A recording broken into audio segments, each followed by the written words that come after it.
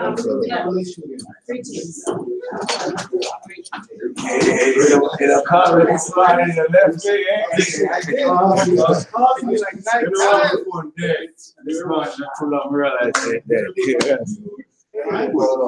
So he found his way. Yeah. No, you're calling about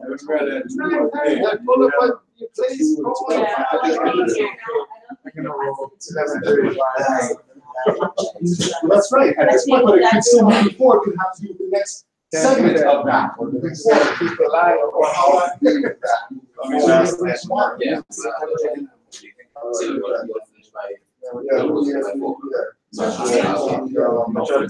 Try to call friends last night.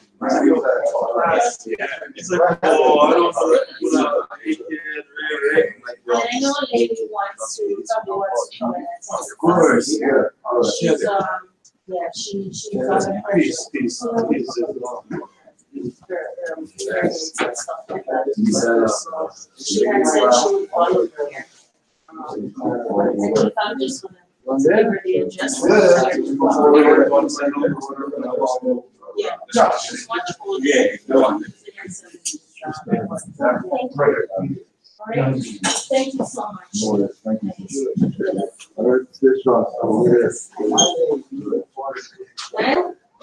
go right here.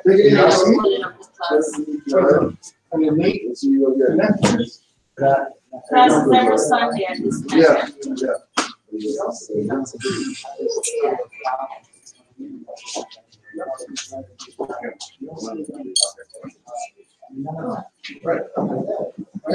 I'll see you in a bit. Okay, I'll see you guys.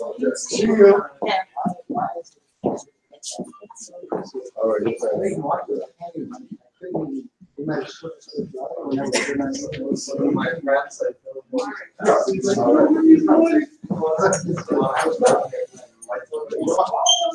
I'm happy that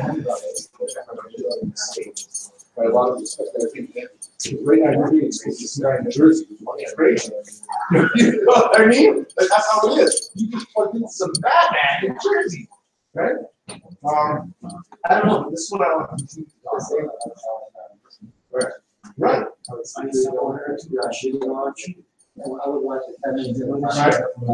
Islam Wars. And then what you continue to get, it's like push-ups, right? So my brother here was talking about how he could only, so let's.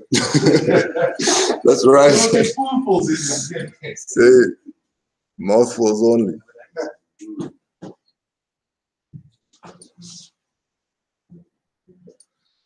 We're just gonna start up with the prayer. Good rise and face the east.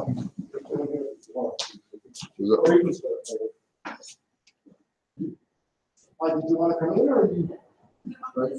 Okay, very good. 5 on the left, 2 on the right. Allah, the Father of the universe, Father of love, truth, peace, freedom, and justice. Allah is my protector, my guide, and my salvation. By night and by day, to His holy prophet, Noble Jew Ali. Islam.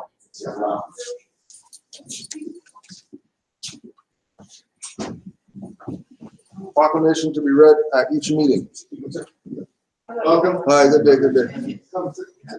I hereby inform all members that they must end all radical, agitating speeches while at work, in their homes, or on the streets. We are for peace and not destruction. Stop flashing your cards at Europeans. It causes confusion. Remember, your cards are for your salvation. Failure to obey these orders will be of severe consequence. We are for love, truth, peace, freedom, and when these principles are violated, justice must then take its course.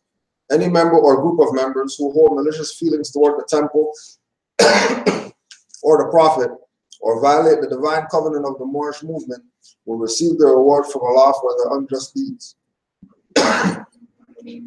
All true Moors will and must obey the laws laid down to them by their prophet.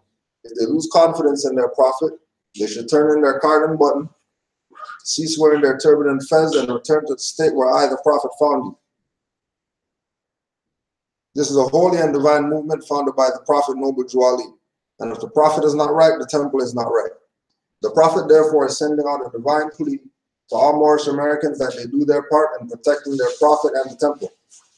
This is an everlasting movement founded by the Prophet through the will of Allah to redeem his people from their sinful ways. Islam. To be proclaimed in every meeting.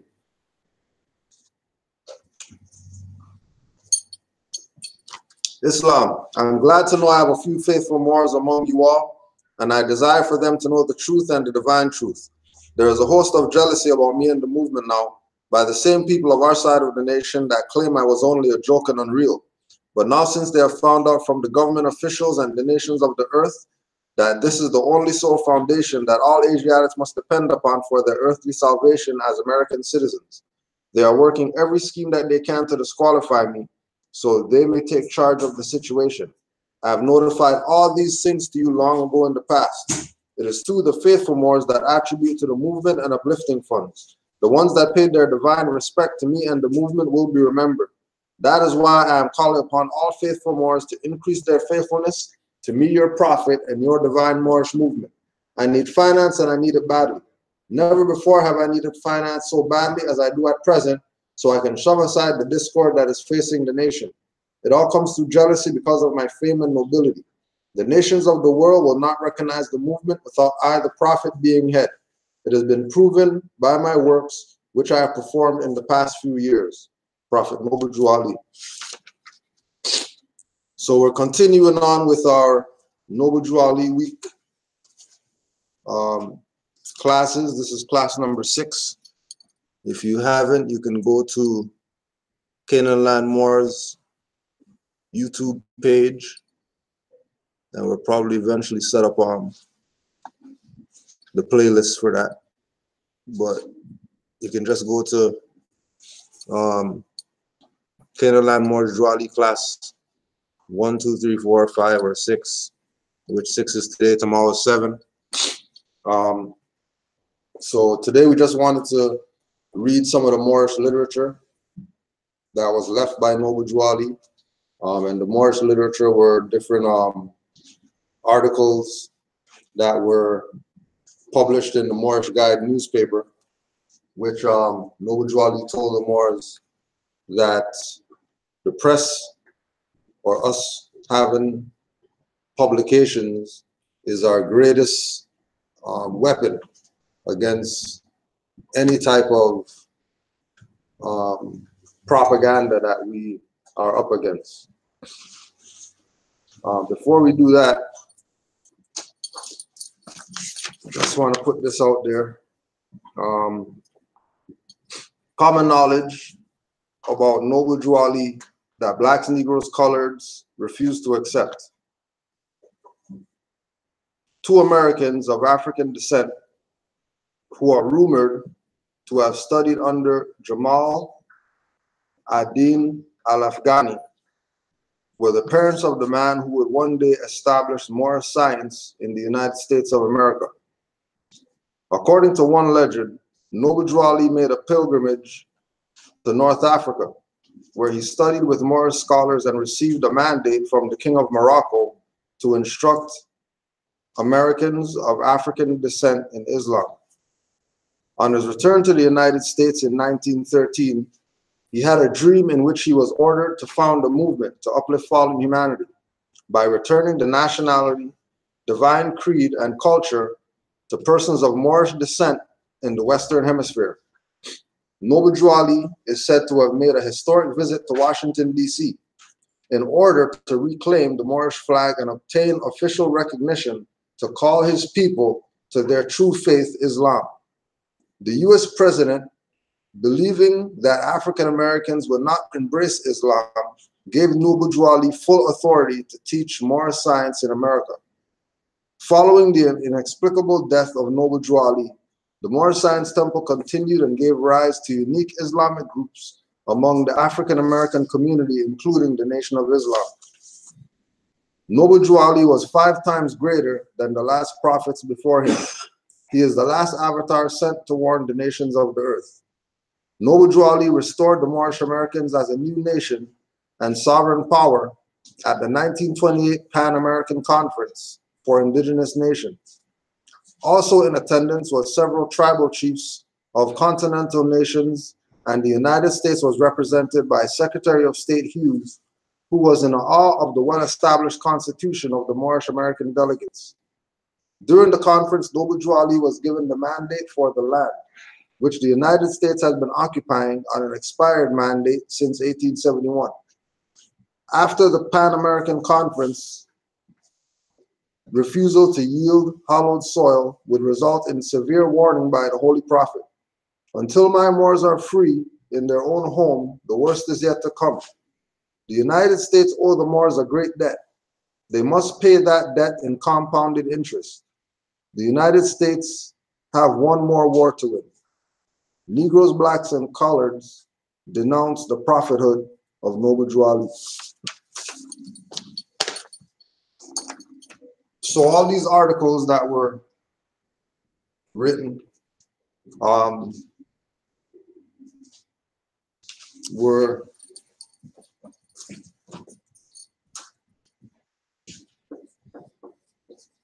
all of them were pleased to the nation.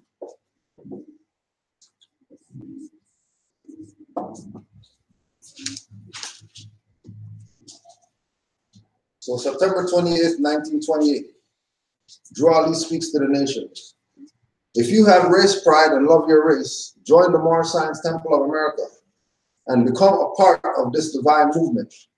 Then you will have power to redeem your race, because you will know who you are and who your forefathers were. Because where there is unity, there is strength. Together we stand, divided we fall. Come, good people, because I, the prophet, sent to redeem this nation from mental slavery, which you have now, need every one of you who think that your condition can be better. This is a field open to strong men and women to uplift the nation and take your place in the affairs of men.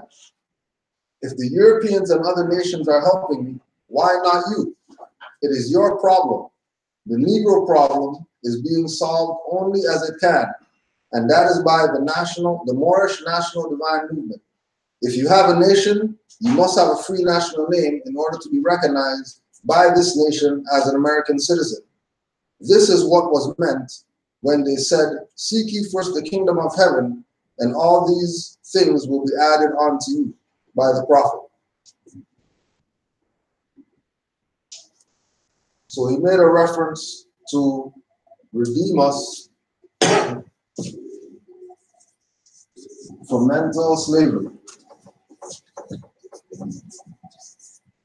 So this is really what the program that Noble Drew Ali established was really for, to get our people out of this.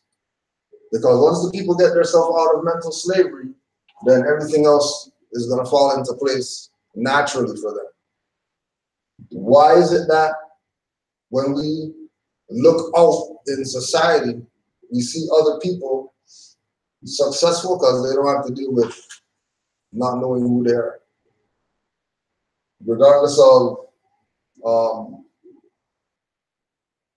whatever religion they are, whatever their skin color is, all doesn't matter. They all know that they have a nation, or that they have a nationality, or they have a culture, or they have something that ties them to people who are before them. Because we don't have that, we're in mental slavery. The people don't have to go bring out Willie Lynch letter and all that stuff to prove that we're enslaved mentally. We just look at our conditions. Somebody's saying about openly saying, 500 for sneakers or whatever, right? Going to an institution on a Sunday, which is the first day of the week when they should be there on Sabbath day, right? They have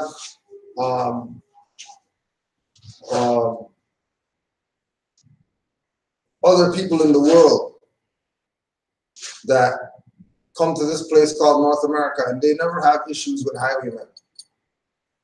They come from some of the most criminal places on the planet, and highwaymen don't even bother them. But these people who've been here that don't know who they are, they're getting everything.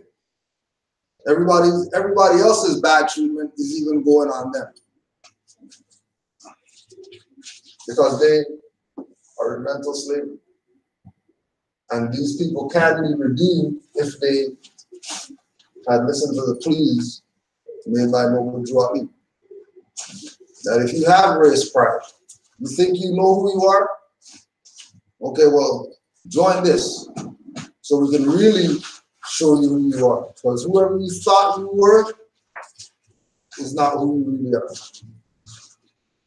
Because this thing goes way deeper than what we've been taught to think our foremothers and forefathers or whatever like that.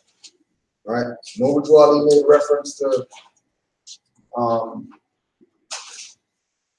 historic lineages and told us that they were ancient for a reason.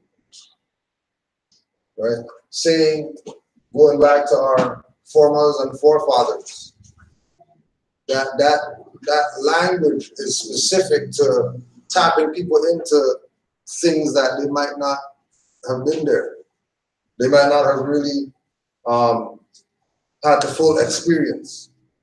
It's like with like what we were talking about with the sister about, you know, wanting to exercise the right, but basing it on somebody else did. Right? You have to walk through it in order to know what it is when it comes to this. All the other stuff people could tell you. Oh yeah, you know what I mean, virgins in heaven and all that stuff, you know what I mean, blow yourself up, you're gonna get every virgin that you want. People go do that. Oh yeah, just put 10 bucks in the pot even though you don't got it. You know what I mean? And we're gonna make sure Jesus takes care of you, and then this guy's coming up in a Benz or whatever, front row, parking, lady with the freaking things coming from parking way down there or whatever. Right? So the people have set themselves up for not getting what it is that they deserve. And again, not looking at the true perspective of what it is, what it's about. To say, you know, we're joining the Moorish Science Temple. This is a spiritual journey. People get caught up in this being a physical journey because they're looking at it from cards and papers and, you know, things that they receive. But it's really, what are you obtaining? What are you actually digesting with regard to, you know, how you're going to exercise when you become part of this? And then, you know, the secondary part is this idea of people thinking because they joined, this made them whatever they are. You're only joining to show unity with other people who are members of this. That you're joining for the appearance. You're joining to keep the energy the same. But we are who we are before we join this. That's why he said that if you have race pride, then join. Because you already have a certain mindset if you have race pride. And he was talking to all those people who in North America that were saying that they lost their culture because of slavery or whatever, or they're fighting against some type of, you know, European whatever, or fighting against some laws that are whatever. All those people have a certain sense of, you can't just deal with me like I'm your nigger. Like, people have that mindset. Those are race pride people. Those are people who know I'm not supposed to be at the bottom of the barrel. I'm not supposed to be drinking from a black fountain or whatever. I'm not supposed to go to somebody's establishment and not be able to sit down and have a meal when I'm hungry because I look a certain way. People fought to even have those things change.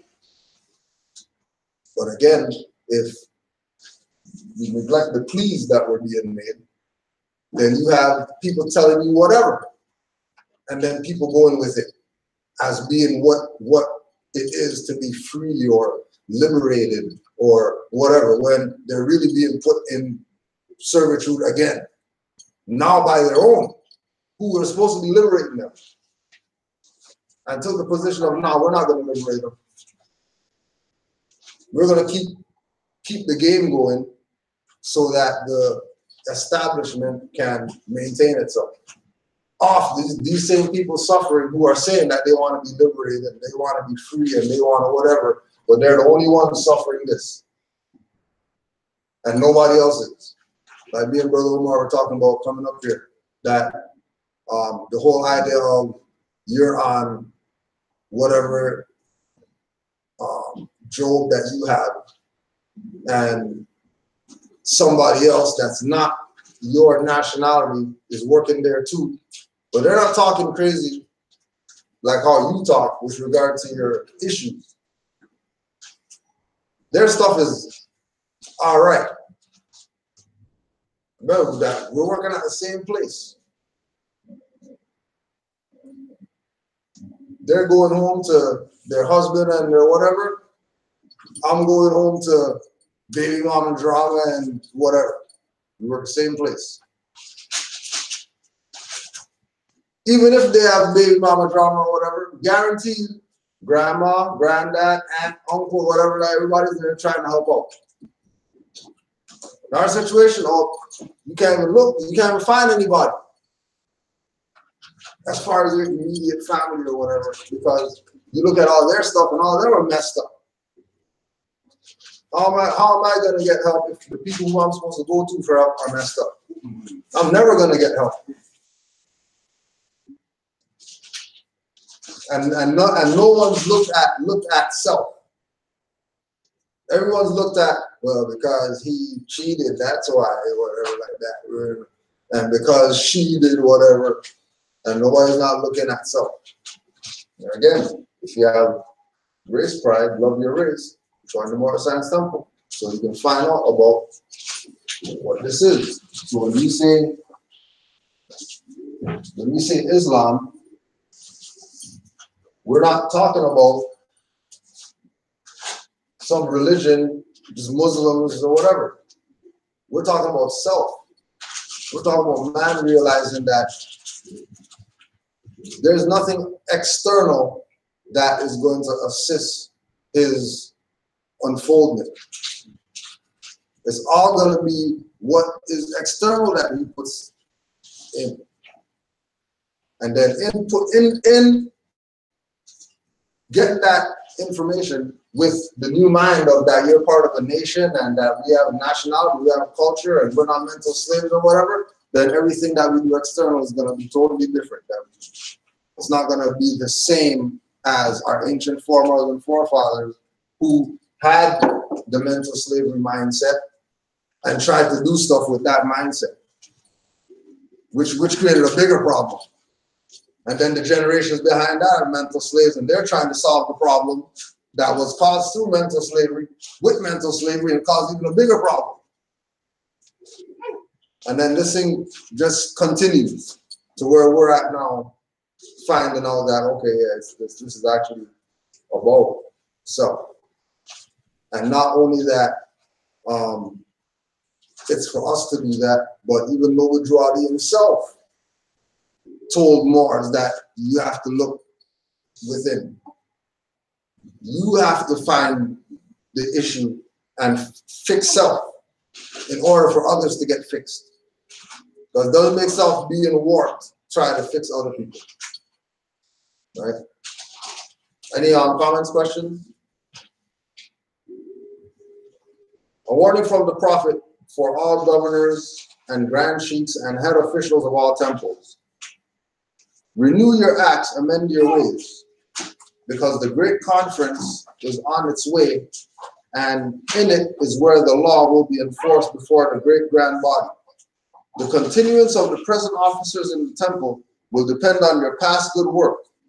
Those who have been delinquent may now know that they will not be tolerated any longer, because this great divine and national movement must move on according to law. These things shall be proclaimed. There is no favorite in any of the temples, for the law is laid down, and everyone who claims a part of the work must be governed accordingly. All are one, There is but one temple in this nation, and there is but one prophet of the temples. I come to speak to all nations, bringing them a message of love, truth, peace, freedom, and justice.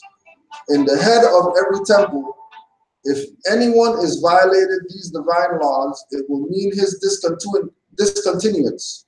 For no man is to be under the influence of intoxicating liquors, nor to seek or tear up the families while under the influence of evil motives. Nor must he speak anything that will prejudice the minds of the public against the divine movement. If any of the laws are violated, anybody, grand sheik or sheiks, can file charges against the violation to the grand body over which the prophet presides.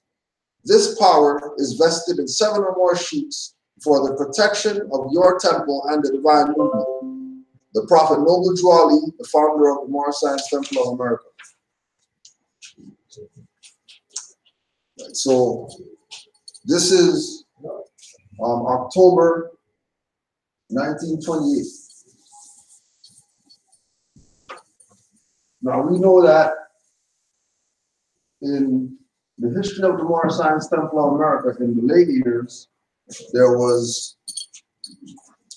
a lot of confusion going on.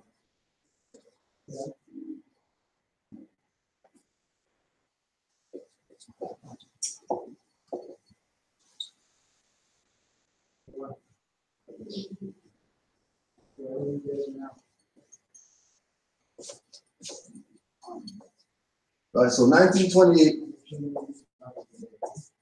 Noble Drew Ali is telling the Moors, especially the governors and grand sheiks and head officials of all temples, renew your acts and amend your ways. By 1929, Noble Drew Ali was assassinated. So we know that from this time to the time that Noble Drew Ali passed, based on these words, that obviously people weren't doing what they were supposed to do. There was obviously a discrepancy in the activity of the so-called grand sheiks, head officials, governors, or whoever was so-called at the top of this, right?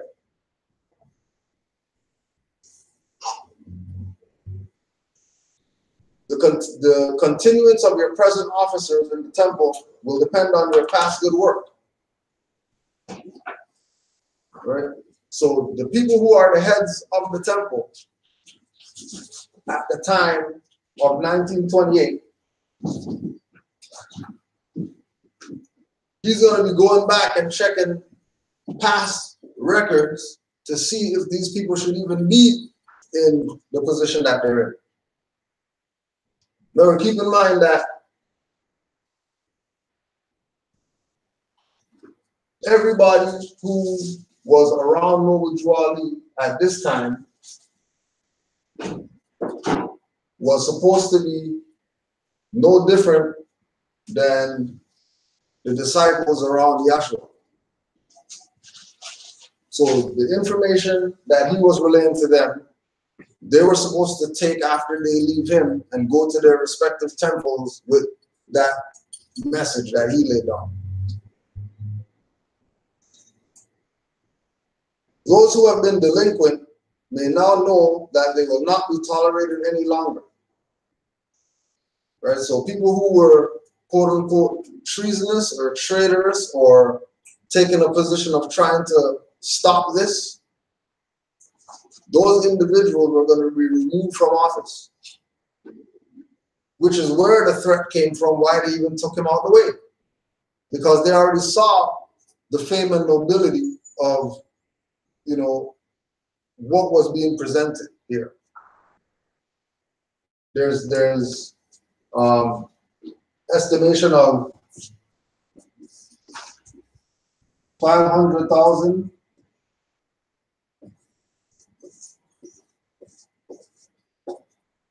to 800,000 members at that time.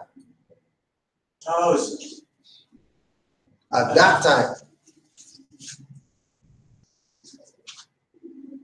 Now, if this man gets out of the way, right, if he gets out the way, and then all these members now are up for grabs, you can see how after 1929 and 1930, all these members that did renew their acts and amended their ways were able to skate off with membership for their new thing that they were starting up. Right? We have documented that Nation of Islam in 1930 took 120,000 from Moorish Science Temple. That's how much members they got when they started their thing in 1930. Off the top. As soon as they got founded, they have 120,000 members. Just like that. If they're starting with that, no wonder they are what they are today. Or you guys will check that door. Oh, sorry, somebody. No. It's okay. 120,000. So that's, Right? He's one. that's where the whole Muhammad movement came from. Yeah. As far as Nation of Islam? Yeah. Yeah. Okay. So, Nation of Islam, before Nation of Islam,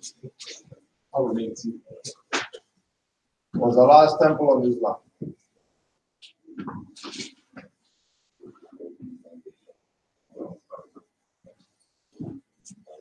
Right, that was one of their first names after they left Noble Drew Ali.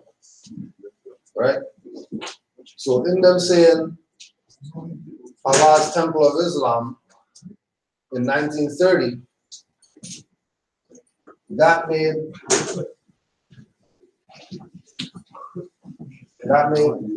Fard Muhammad prophet of that.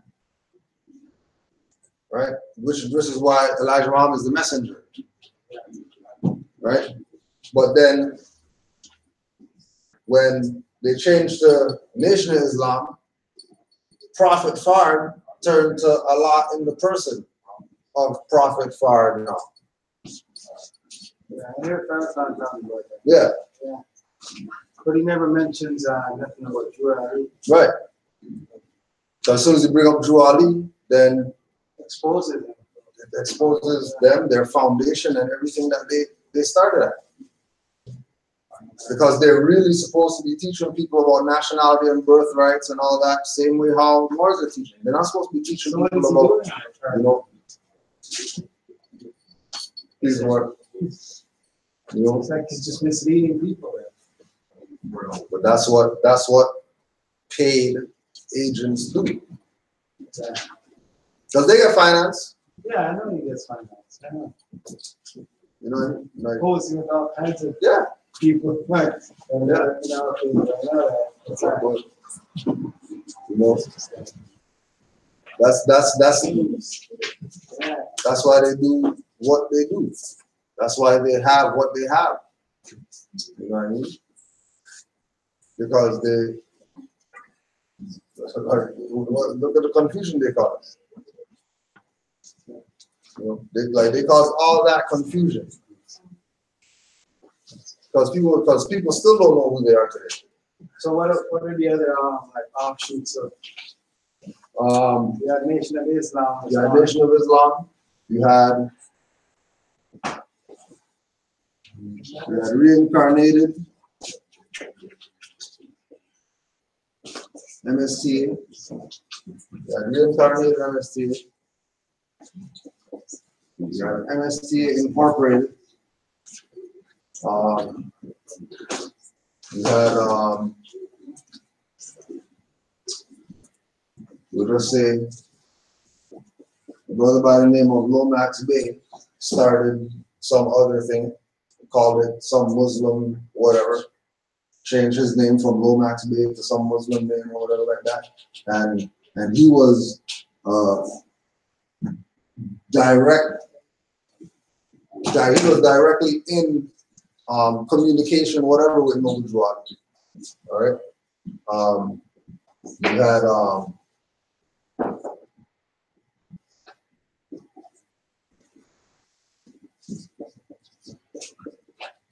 You had Edward Meliel, who was Moorish Temple of America official. You had anything having to do with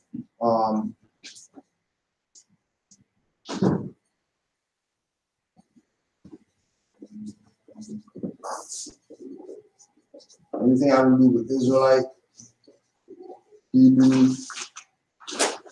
offshoots.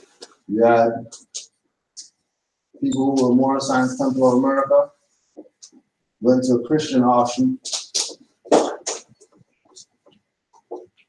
And that further developed, split again into evangelists. And then all the other church of whatever and temple of whatever and Muslim version of it, and everything split off from there. So this is the timeline of all those different organizations, associations, or whatever after Noble Drew Ali was taken out of circulation. So by this now I can see that Malcolm X was the only one that spoke the truth to the faith, doing what he was supposed to do. Yeah, and there were others, yeah. You know. But when we even look at his position, he was calling out those people. You know what I mean? Which is why they even got him out the way. Yeah, I know. Because he was calling them out. Just like Noble Drew Ali was calling them out. Yeah. And they said, you're not going to be calling us out. You're not going to be calling us out. You're not going to prove your, you know, in Noble Drew Ali's case, you're not going to prove your prophethood. By saying these things, renew your acts and amend your ways to Moors, which would let those Moors who are reading the letters know that he knows that we're on, that he knows. It's not, we're not hiding anymore.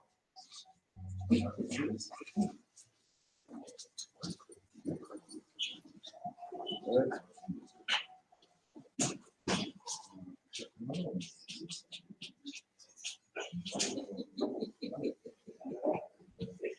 We made a statement in here. Remember, this is 1928 again, right?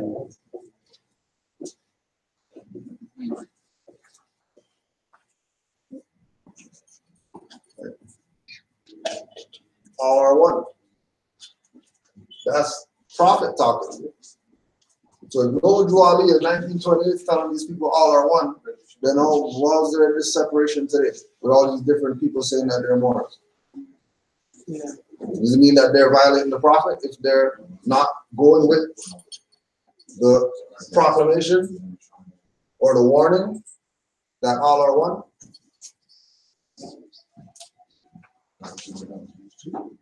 Remember, this is what he said.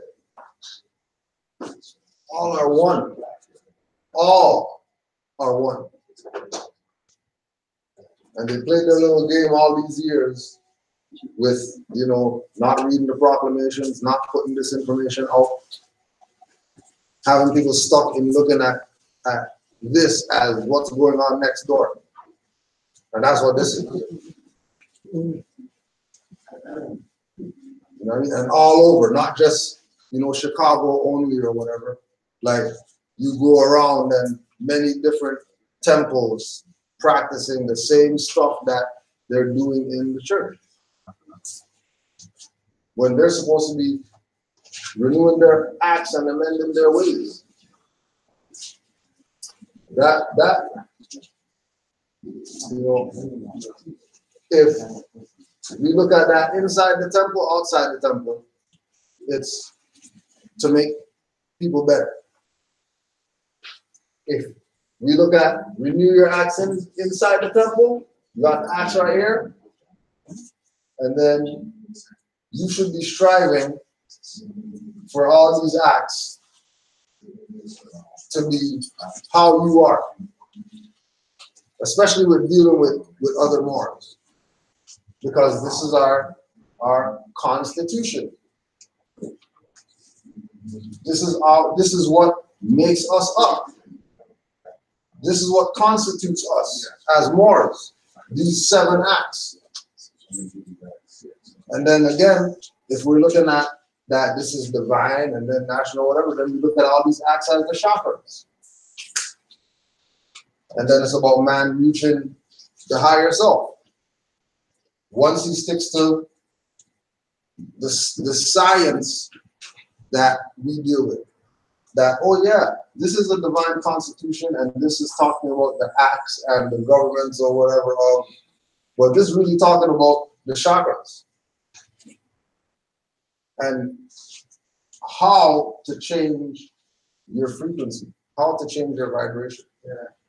That's everything is based on vibration. Because once you change that, then everything else is gonna be in harmony. Because we're the nucleus, right?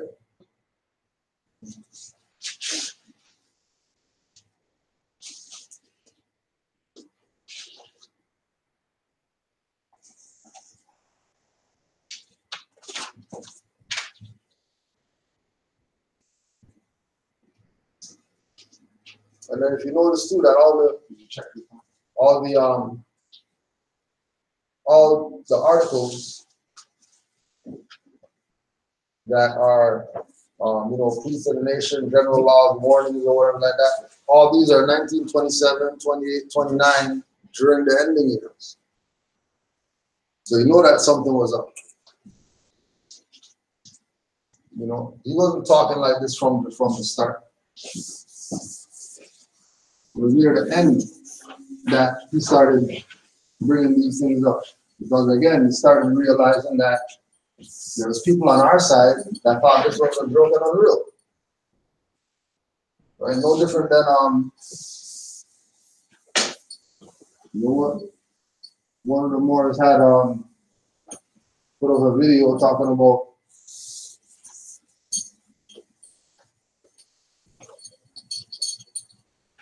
how warped this is, because he's in a territory and when he engages Moors, only thing Moors want to know with him is how they get out of stuff. But that's all. Anytime you engage Moors, oh yeah, I got whatever charges, how do I get out of whatever? Oh, I got whatever, how do I get out of this? Oh, I got this, how do I whatever? How do we solve the problem of You getting there in the first place? how do you get there in the first place? How about we talk about that? Well, what had happened was, You know, just, Still prevention better than the cure, right? right, yeah. But this is where it's at with now. Us realizing, okay, well, shit, prevention is better than cure. Then it's probably not about getting to the part where we need the cure. Forget that a cure even exists. Yeah. Don't even tease yourself that there's a cure so you can go over and then, yeah, let's just go do the thing. Then I can just fix myself up. Yeah, right. Like let's pretend that there's no cure. Right? Prophet plea to the nation. March 1st, 29. Our divine and national movement stands for the specific grand principles of love, truth, peace, freedom, and justice.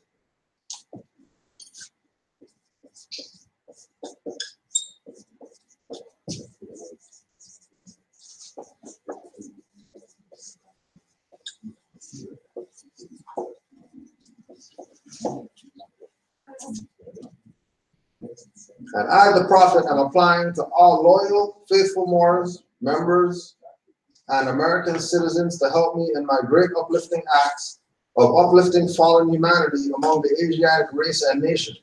For I have suffered much and severely in the past through misunderstanding of what the movement was dedicated to. It is the great God Allah alone that guides the destiny of this divine and national movement. I know all true American citizens are identified by national descent names and answer and apply to the free national constitution of this free national republic of the United States of America. That is why I am calling upon all true national citizens to help me morally and financially in my great work I am doing to help this national government.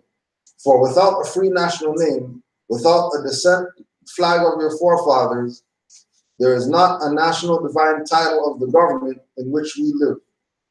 This is from your true and divine prophet to all American and foreign sympathizers.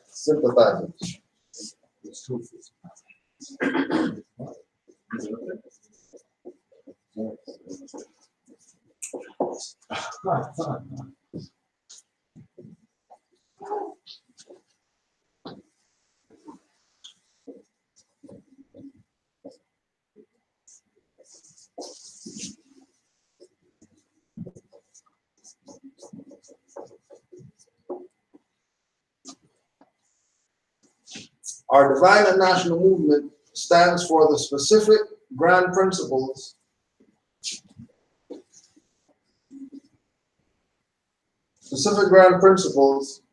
of love, truth, peace, freedom, and justice. Right, so that's off the top. Off the top, the movement stands for these 5 principles. So once we're dealing with these, we're going to get the dictionary check those. If we're dealing with these, you should have no issues. There shouldn't be any issues once we're dealing with these principles,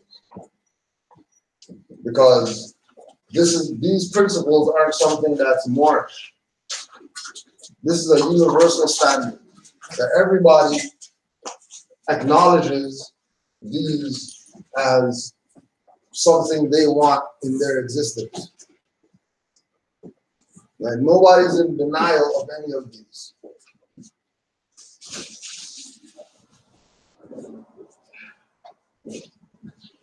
Now I'm applying to all loyal, faithful Moors. So obviously there were unloyal and unfaithful Moors. If he's calling out the loyal, faithful ones. If he's making a point to shout out the loyal and the faithful Moors, then obviously there are people who didn't deserve shout outs. And then if we have documentation about Noble Drew Ali getting going out of town and then came back to town and then all his stuff is in the street, then no wonder he's talking to who he's talking to. Because clearly there were people who were unloyal and unfaithful. There were people who saw what Noble Drew Ali presented and they didn't have faith in what it is that he brought. Right? Which one you got first there? All right. Yeah. Well. So is this online now? Yeah.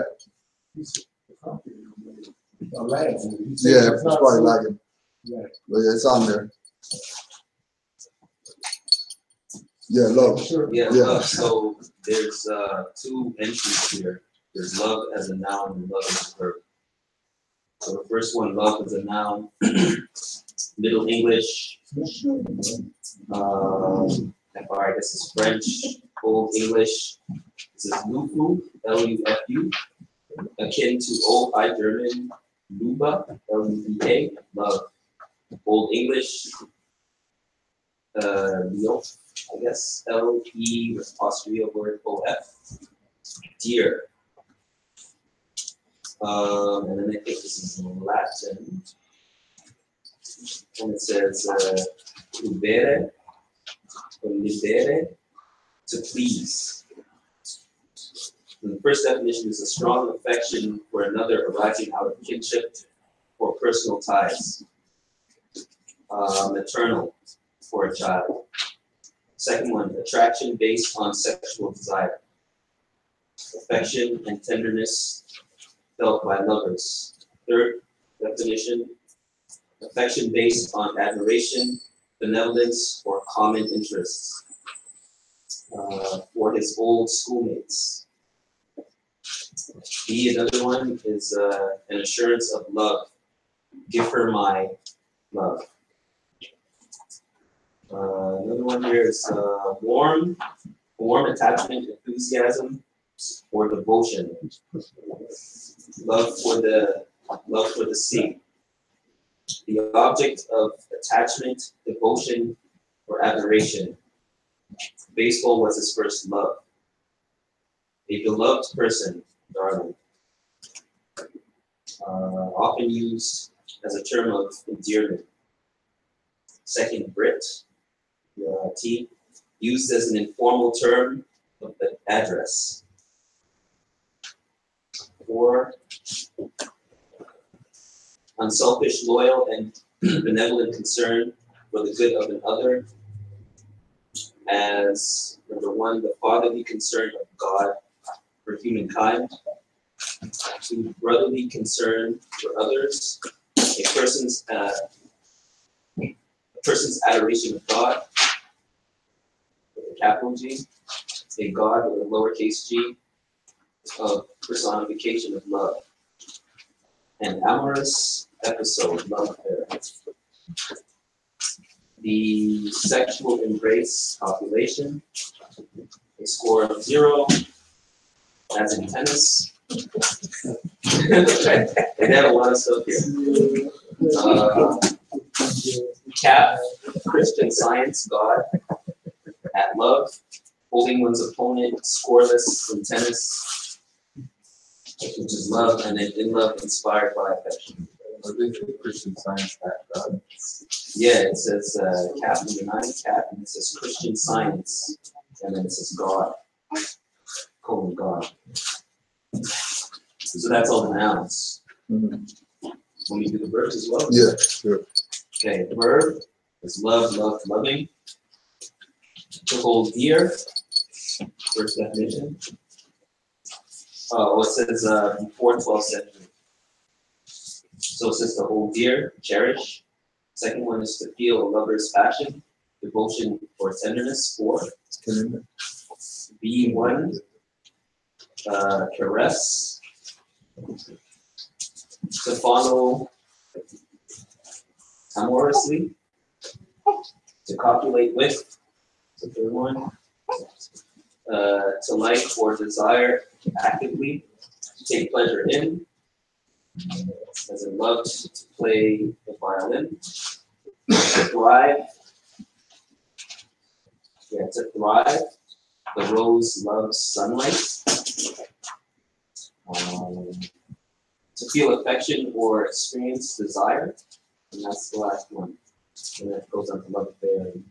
Right, so I will check with the others, but being that these are the grand principles of the divine and national movement, it makes sense that one of the principles would be an action word, right? So that this can be something that is exercised. This is not just a feeling. You talk about in the heart. Right? Great. And then you had kin. Yeah, Kin there. Right? So relative to kinship.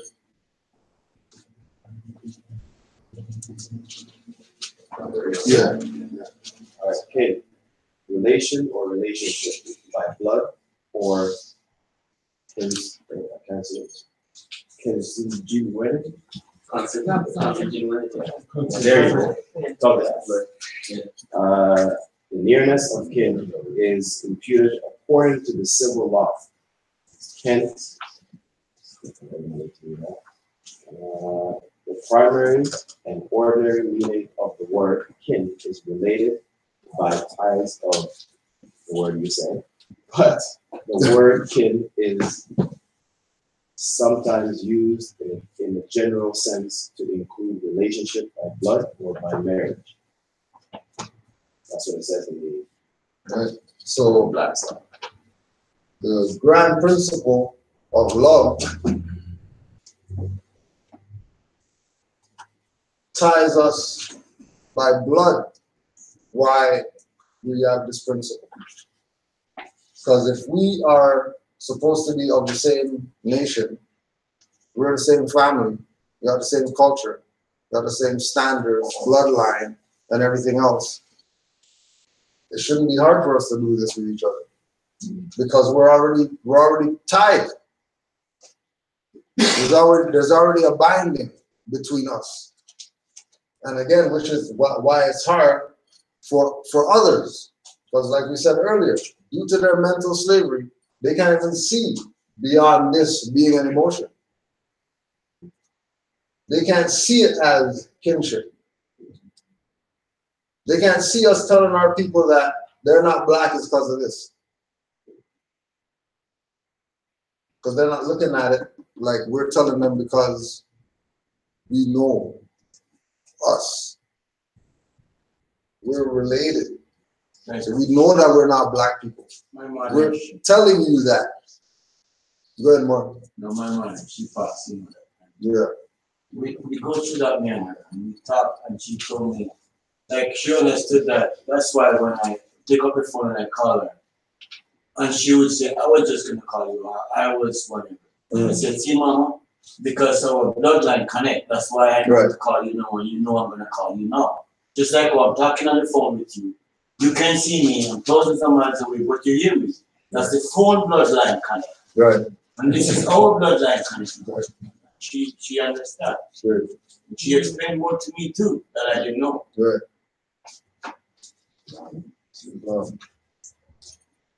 Right. Next one. Anybody got truth? You got truth here? Black spot. So you got black spot? There are three conceptions as to what constitutes truth: agreement of thought and reality, eventual verification, and consistency of thought with itself.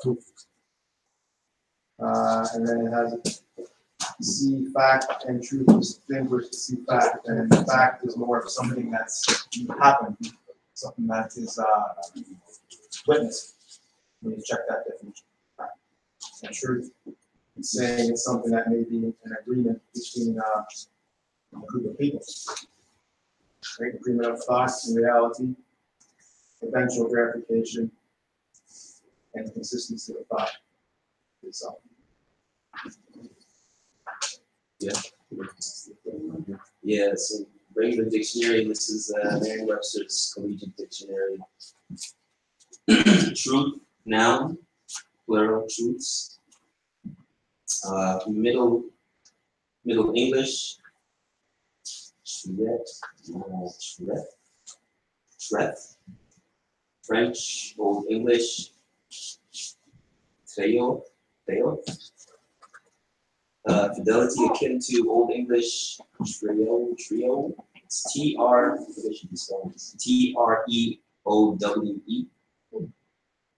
Faithful. More at true. One is archaic fidelity, consistency, constancy, serenity in action, character, and utterance. I think that's important too. Serenity in action, character, and utterance. The state of being the case. State of being the case, fact. Yeah. So it's fact.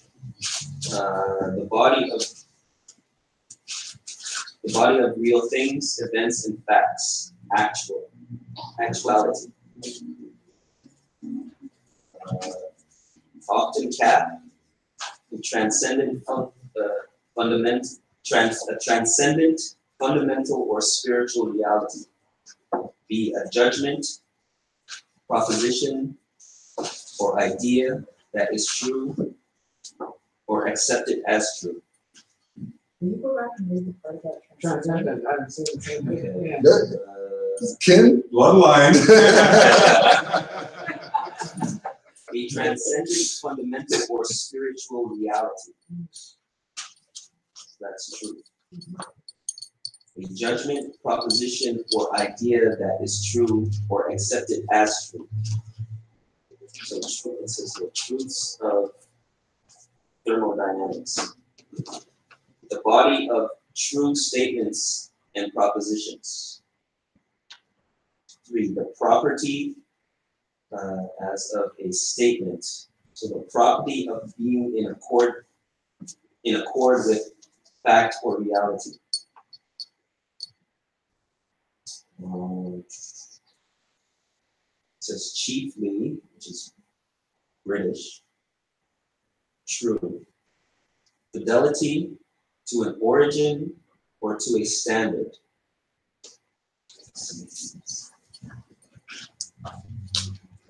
It's Christian Science, God. In truth, in accordance with fact, actually. So love and truth are the Christian Science. Why do you think science? Why do you think Christian science differently than before? But now that's something different. But I think because that's Black's law. Yeah. Yeah. That's Black's law. Black's law too. Yeah. And this is just regular. That's fourth. Fourth. This is Conceptions? No, is that fourth edition? This is fourth revised one. That's third. And this is just the regular. Yeah.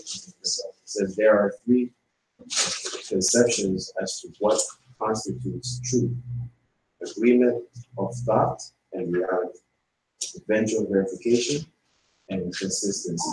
Yeah, it's the same one. Yeah. You had love in there, right? No, I Fourth? read No. No. You had love in there. Right, so again, the second principle of the 5, again, using that specific word because it, again, goes into spiritual reality. So it's not just a mundane aspect. It goes deeper than what it is the layman would think without doing what it is that we're saying. Make sure you look up stuff. You think you know something, you better look it up. Because you're way off. Guaranteed, you think you know what it means, you're going to be off. You know, because you might have only known, like with this one, just the one part of speech. I didn't know it was the other one that has different meaning. Right? And again, the relation between the unabridged and then the law dictionary being in harmony. That even those things are showing that there's not too much wiggle room in dealing with truth. Like it is what it is, a very confined space, right? Love, same thing again, very confined space, very specific to the its ideals, right? To me, they tie together. Once you have benevolence and then spiritual. Reality. Yes. Yeah. Benevolence and spiritual reality. Yeah. Your question. Yes, so you were saying, why is it saying science? Yeah. What I get from it, through science, you find the fact, which is true. I know, but they always teach us religion, right? Yeah. Opposed to Truth and love. Love means God. And Christian religion. Christian, Christian science. yeah. Right? And going back again to making sure we have dictionaries, because even dictionaries are schooled on certain levels. You know, there's a greater respect for the word once we know what the word means. It looks like there's been a lot of flip-flopping on the word. Yeah, most definitely. Most definitely. I'll Because tell you the truth. yeah. And then checking all those meanings. Yeah. You know, the other languages, what truth is, what does it mean to them? But then in the sense, we still kind of say those ancient words, if you will. Yeah. Like, you know, some lands on the street, Yeah. truth. Yeah. Yeah. That's in there. But we think it's a new way of saying it. Yeah. Another thing too, bear in mind truth. There's another truth that's divine truth. Mm-hmm. Yeah. Which is spiritual reality. Yes. Which is spiritual. Divine truth. Truth and divine truth.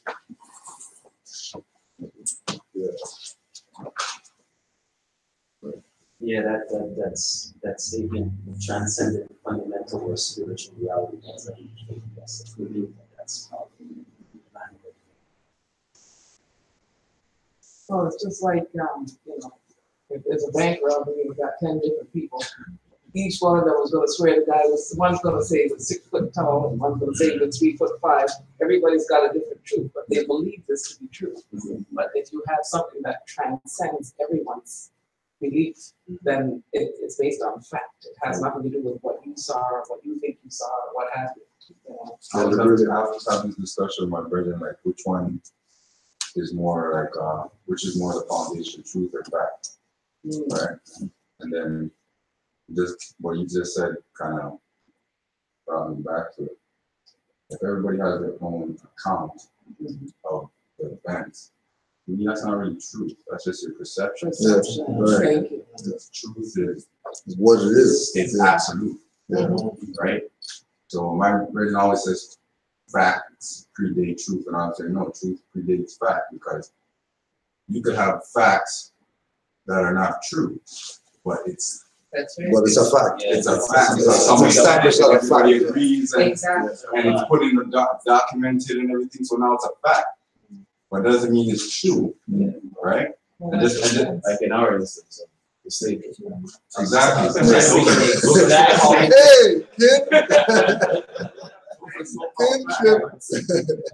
No, but they're gonna, when you look up the definition, Mamoka is gonna put both of them, like when Sheldon was reading truth, it said facts, it's like basic facts. Yeah.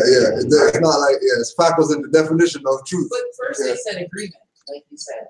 Yeah. So verify. Exactly. Verify. Verify. Yeah, I believe this, you believe this. Yeah. then it That's must not be a that. fact. That's a fact. Yeah. Because it's Not necessarily It's not true, necessarily true. right? Because to me, truth is absolute. There's no like the divine truth you're talking about and the common truth.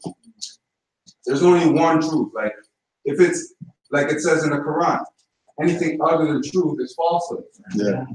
Yeah.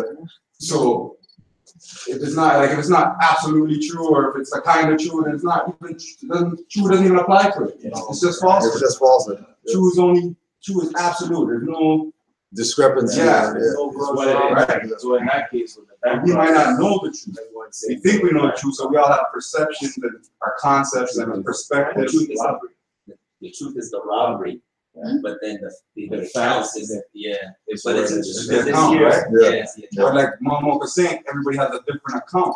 Yeah. So then, what's fact and what's true? the robbery. Okay, the robbery is what happened. Yeah, That's fact. the facts, right? The truth. Now the facts behind that Is where the discrepancy is. exactly. Yeah. So that can't be. I don't think that's solid. Because then that's why they start putting the cameras, because they couldn't trust everybody's. That's right. Everyone's a cop. So they want to know the truth, not the facts. the state of being the case, facts. You have fact there, Mocha? We got facts. All right, let's get that. Might as well put that fact though. Black's Law says, a thing done, an action performed or an incident transpired, an event of circumstance, an actual occurrence, an actual happening in time or space, or an event mental or physical. A fact is either a state of things that is an existence, or a motion that is an event. Does it have any like root words or any other words, reference words? That was Black's Law, so it just has a bunch of cases. Yeah. Yeah. as law and fact distinguished. Yeah. Truth and fact distinguished as well. So But if we're looking at, circumstance chapter 7, it has 3 broken threads there with the tree. Yeah. Yeah, right? Yeah. You have truth, also, and what looks to be true as well. So I think fact is what makes up truth, right? Something happens, it could be false, but it's still a fact. So not necessarily true. Yeah. So fact makes the fact, it's a fact, it's a fact, but it's false, though, yeah. Yeah. It's still a fact. Yeah. It still happens. Yeah. Mhm. I think it's like a circle. But it's still, so you say it still happened. Yeah, it happened, but But it's not true. What happened is what happened though. yeah, There's no, like it still happened and then it's false. No, what happened is the truth. Yeah. So You we can't can't, change that. yeah, yeah, whatever happened is what it Okay, is. you Yeah. sign something, that's fact, but the document itself might be false. What part are you talking about, right? See? Document might be false, but you signing it as a fact. You okay, signing but what it- are we talking about? that's We're true. talking about The the document. document what it's signing, yeah. Now you're talking about 2 different things though, and then applying one thing to each, one definition to each thing. Yeah. Let's talk about one thing and apply both, see which definition applies to the one thing. Yeah. Right, because you're talking about a document and signing. It's the trouble word. Right, of course you're signing documents. Signing it makes it truth, doesn't it? Well, yeah, because you signed it. But we have to go back to the event to which the document was created Created for. for, to Because know the what, event yeah. is true. Go all the way back to some single point. But now when you Yeah, get to but that, if when it you get gets to that corrupted, if point, it gets corrupted along the way, it's not true no It's more. not true anymore. don't even know what's in there. It's not true no more. It's not like it was true before. generally, then, let's say running back, running specific, Okay. go back to some point, right? Yeah. That point, is it going to be fact or is it going to be truth or is it both? The absolute part. Something still has to happen for you to even say that there's a truth. Well, you gotta Right. sift through whatever you think might be the truth or a fact to get to that source. Yeah, but something has to happen. So even at that beginning. You know what the second half around this? The one truth that I think we all cannot do what we're doing, like back and forth trying to discern what it really is change. Change is one constant. Everything else, you're always gonna have different viewpoints. But like you said, one is something, one thing that, you know, is agreed upon, and that's change, that everything changes. And whatever doesn't change is that. And that's how you know that's truth or whatever, because it's in truth. Constant. Just like facts in truth. So it doesn't matter it's like- who you talk to, Yeah. what cultural background, old, young, it's easily grasped because it's an absolute truth. Everything else, you're gonna have some discrepancies. You're gonna have some wiggle room for someone to, you know how they say, there's falsified truth or falsified facts. Yeah. Right, and to bring it back home, we do the whole transatlantic slave. That's what I was trying to get at. Right? Yeah, so it's a fact, but it's not a fact. It's common. Yeah, it's fact, but it's not true. Agreed upon. Yeah, It's fact, but it's not true. It's Yeah. commonly agreed upon. And then depending on who you talk to, it will be flipped again, and that's true and factual. So perspective. Well, that's You interesting, gotta get because I've that got perspective, yeah. the Go ahead, Mama. Black's Law Dictionary, 4th edition here. And if we're gonna deal, I think we have to look at it from the standpoint that in regular, you know, discussions that we have with people about truth and fact, you might have one perspective, but they're dealing with law here. So they say that there's a distinguished, you know, it's truth and fact distinguished. The terms fact and truth are often used in common parlance as synonymous, but as employed in reference to pleading, they are widely different. A fact in pleading is a circumstance, act, event, or incident. So these are things that actually take place. A truth is the legal principle which declares or governs the facts and their operative effect. So the truth is the principle. The fact is the actual circumstance, event, or, you know, action. Admitting the facts stated in a complaint, the truth may be that the plaintiff is not entitled upon the face of his complaint to what he claims. The mode in which a defendant sets up that truth for his protection is indeed murder. But, you know, it's funny that we should mention the transatlantic. That's a perfect example of this truth and fact thing. Mm-hmm. So they say that a fact in pleading is a circumstance, act, event, or incident. So did the transatlantic slave trade take place the way that it's depicted in history? We know that everybody was enslaved at one time or another, so there was this slave trade that we speak about. But, you know, when they talk about how many hundreds of millions of us, did that actually happen? That's the first thing. And we say it didn't. So then it's not a fact. It's just not a fact, right? It's documented as one. It's documented as one, but it's, you know. My point. What I also get is, Truth stands above fact. Yeah. In my fact, I don't know. Yeah.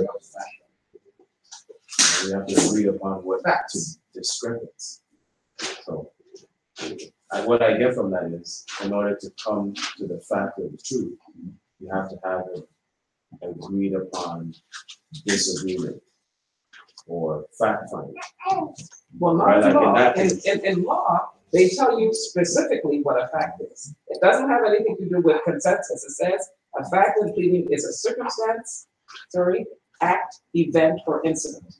So that's just something that actually happens. And if we're saying, no, it didn't happen, then it's not, in Then- law, then- it's not then a it's fact. not a fact, 'cause based on saying that it didn't happen. Saying the truth governs the facts is what it's saying. Right. Truth governs. So it's truth, like the assuming saying truth is what's paramount. That's the absolute. It's governing what we see as the fact. That's how we're relating to agreeing, as in the definition before, we're agreeing that this is what it is, right? Because truth is what is the outcome we're trying to get to. Right. Yeah, so you're right. Truth governs. Okay. How do you do that? Peace. Peace. Peace. We're not done. I appreciate it. All right, boy. Black's Law Dictionary revised definition. It says, the concord or final agreement in a fine of land. The tranquility enjoyed by a political society, internally by the good order which reigns among its members, and externally by the good understanding it has with all other nations. Applied to the internal regulations of a nation's peace imports, in a technical sense, not merely a state of repose and security as opposed to one of violence or warfare, but likewise a state of public order and decorum. And then you've got articles of the peace, bill of peace, breach of peace, conservator of peace, justice of peace, peace and quietude, peace of God in the church, peace of the state, peace officers, public peace, peace and quiet, and peaceable. So it's not just the absence of war, it's also order as well. Yeah. Yeah. Public order. Order, yeah. All right, there's two in the Merriam-Webster Collegiate English. There's two definitions, one's a noun, one's a verb. Yeah. First one, noun. Oh, love is love. Was love out not in the verb? Yeah. We did both for the Yeah, verb. we did Wow, we did both for love. We did both for love, but we didn't. I don't think we did both for truth. You didn't do this, okay. So, you know, I just want to know if it was not in verb as well. Yeah, in Okay, love was noun and a verb. Yeah, truth, I think we only read the last law for truth. All right. And then first. Yeah, peace is a noun and a verb. All right. So, or no, truth was just a noun. Yeah. All right. So peace. It's a noun. Middle English. Peace. P-E-S. F-R. From. Just want to say French people. From old. A-F.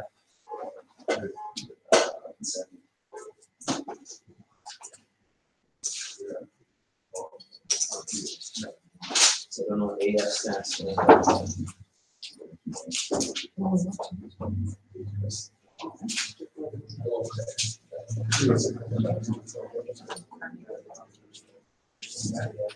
Anglo-French.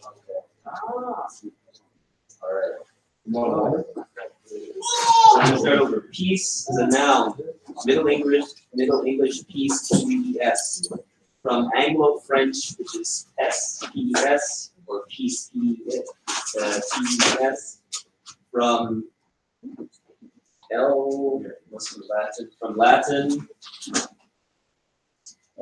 pac, P-A-C, or pax, P-A-X. Akin to Latin,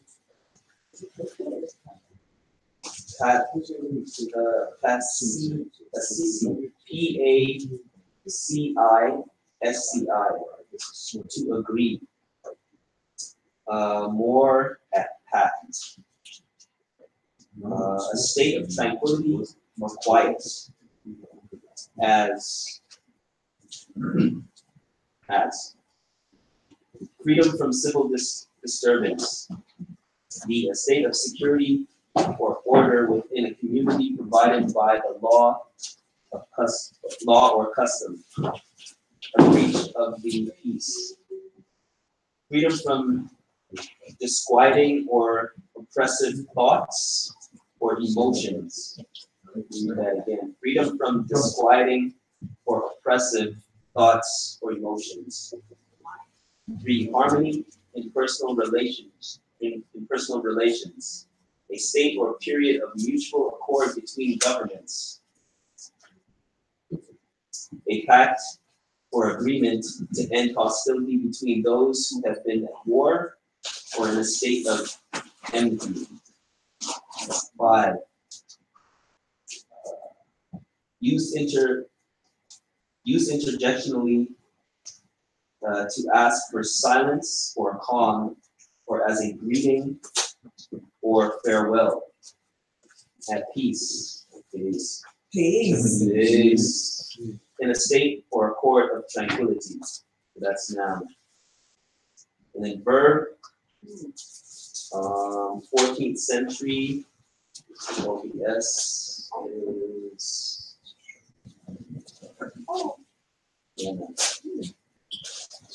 obsolete. All right, so verb 14th century, obsolete. To be, become, or keep silent or quiet. That's it. This is the verb? Like hold Yeah, your that's the verb. peace.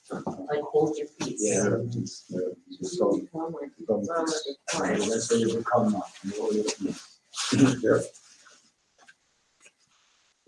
Is there any more? Actually, when I look at the doctrine of peace, it's like when you have love and truth and you have We're tranquility. supposed to have a track there. You're supposed to come right after. So there's some type Yeah. of And then after harmony. you get the peace, feel free. Be free. Yeah. Yeah. Yeah. Wow. Chill. That's justice, right? That's justice. Yeah, that's what I'm saying. The order that you put it in. And if everybody have those four Makes things, sense. Yeah. we don't even need justice. Because they all. Right. If we have those four, we don't even need justice. That is just if you have all. Yeah, that too. Yeah. Yes. Having all four of them. It is justice.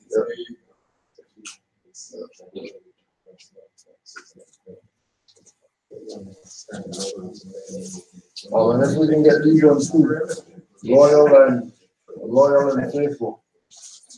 Freedom or? Huh? Freedom or? Oh yeah, freedom, justice, the next two.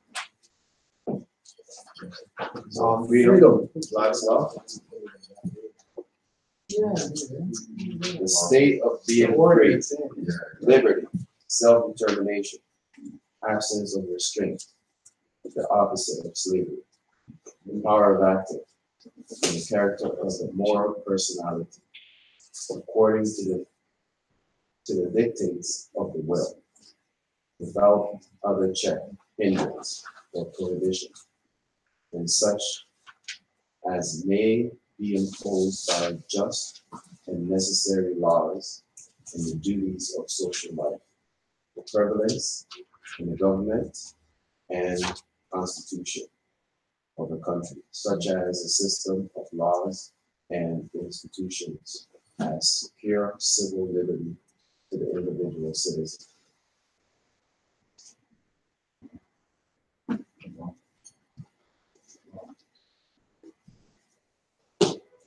Right, so freedom in the Merriam's dictionary is a noun, comes before the 12th century. The quality or state of being free as a the absence of necessity, coercion, or constraint in a choice or action. B, liberation from slavery or restraint or from the power of another. Independence. C, the quality or state of being exempt or released.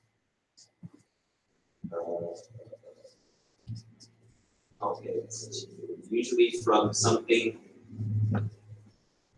erroneous. Not erroneous. Honoris. Free from care. D, ease, facility. Spoke the language with freedom. E, the quality of being frank, open, or outspoken. Answered with freedom. Improper familiarity. Boldness of conception or execution. H, unrestricted use. Give him the freedom. Give them freedom of their home. 2A, a political right. Franchise, privilege, synonyms. These are synonyms. Freedom, liberty, license mean the power or condition of acting without compulsion. Freedom has a broad range of applications, from the total absence of restraint to merely a sense of not being unduly hampered or frustrated. Freedom of the press. Liberty suggests release from former restraint or compulsion. The released prisoner had difficulty adjusting to his new liberty. License implies freedom, especially granted or conceded, or may connote an absence of freedom. Freedom without responsibility may degenerate into license. Freedom without responsibility may degenerate into license. Yeah, so that's like major, majority, and minor thought. Like you're a minority, so Yeah. you're not thinking or whatnot, so they have to handle our affairs and be responsible for it. Right? So They're not allowed to be free. Yeah. There's no license. But that's true. Minors have any license. Yeah. They don't have responsibility. But freedom is a big responsibility. Yeah. Like, You everybody think says they about want to be free, free, but they, do you really know? Yeah, do you Yeah. really know that you Yeah. have to govern everything? Yeah, opposite of slavery. Yeah, for yourself. But Black's law mentions social duties, which goes back to Circle 7 again. Yeah, Which, that's quite Yeah, that's a chapter. responsibility to our society. yeah, yeah. So a lot of people say that they want that. Right? And then in definition, they create freedom and not caring.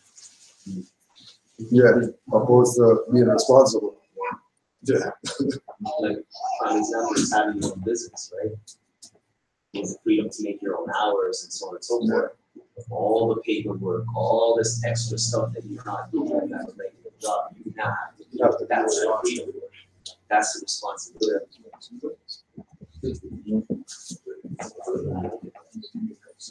Yep. Oh, yeah, also absence of coercion too. Yeah. Still Yeah. Absence of what? coercion. Coercion. Absence of coercion. Persuaded. Or force? Yeah. Forced.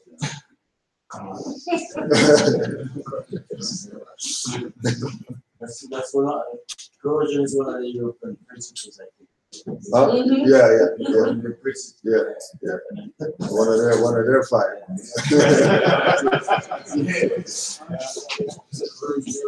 Their five. Slavery. Last but not least, justice. Blackstock fourth edition revised as a verb and a noun. Alright. The verb, it says in Old English practice, to do justice, to see justice done, to summon one to do justice. And then justice to noun, it says in common law, the title given in England to the judges of the King's Bench and the Common Pleas, and in America to the judges of the Supreme Court of the United States and of the appellate courts of many of the states. In feudal law, jurisdiction, judicial cognizance of causes or offenses.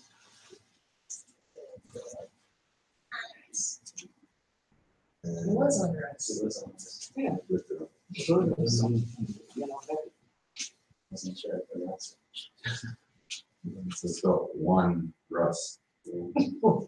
I'm thinking honors of the age. Oh. On here it says, in the most extensive sense of the word, justice differs little from virtue, for it includes within itself the whole circle of virtues.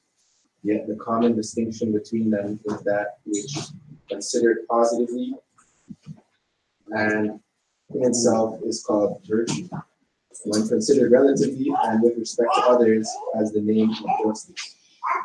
But justice, being in itself is a part of virtue, is confined to things simply good or evil, and consists of in a man's taking such a proportion of them as he ought. Equity and justice are substantially equivalent terms, if not synonymous. Virtue. So onerous economy, the sentence says he found his duties increasingly onerous. Onerous, sorry. And then the synonym is burdensome, heavy. Like it says, in laws involving heavy obligations.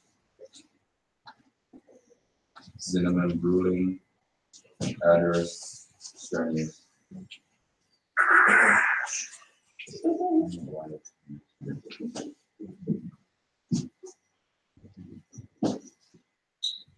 So, as you can see, no drawing was on surface with where he wanted us to be. So all we had to do was just look up these 5 words that we think that we know, right? And again, we just did 2 dictionaries or whatever. You know what I mean? All these different dictionaries that we got, we would have been there all day with us. Justice in regular marriage. Let's see.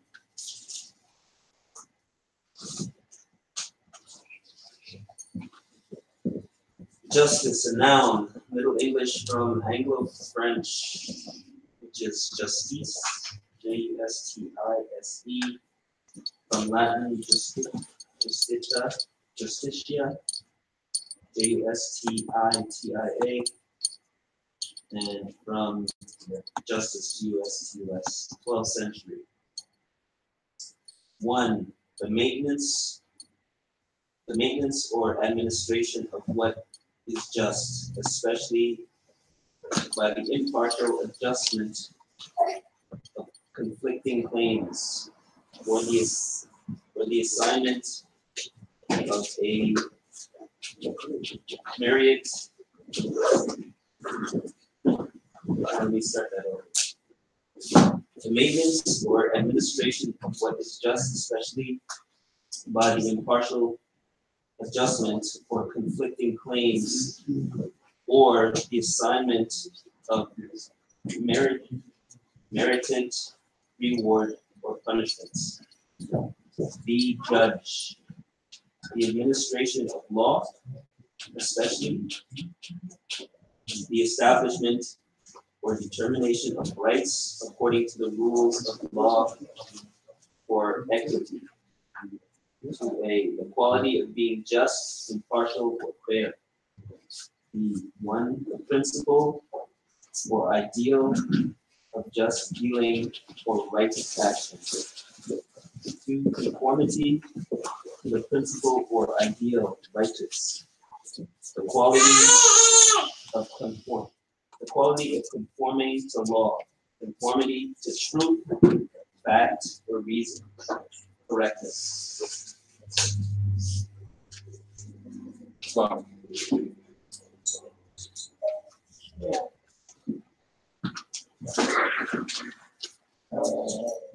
That's what I'm sorry.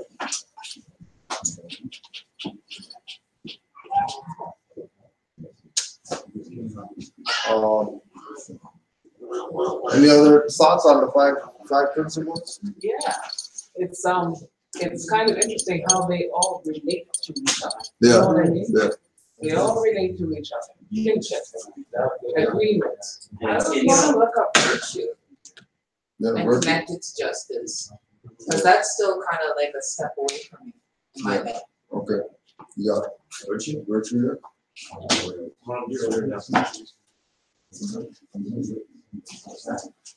So also part of it too is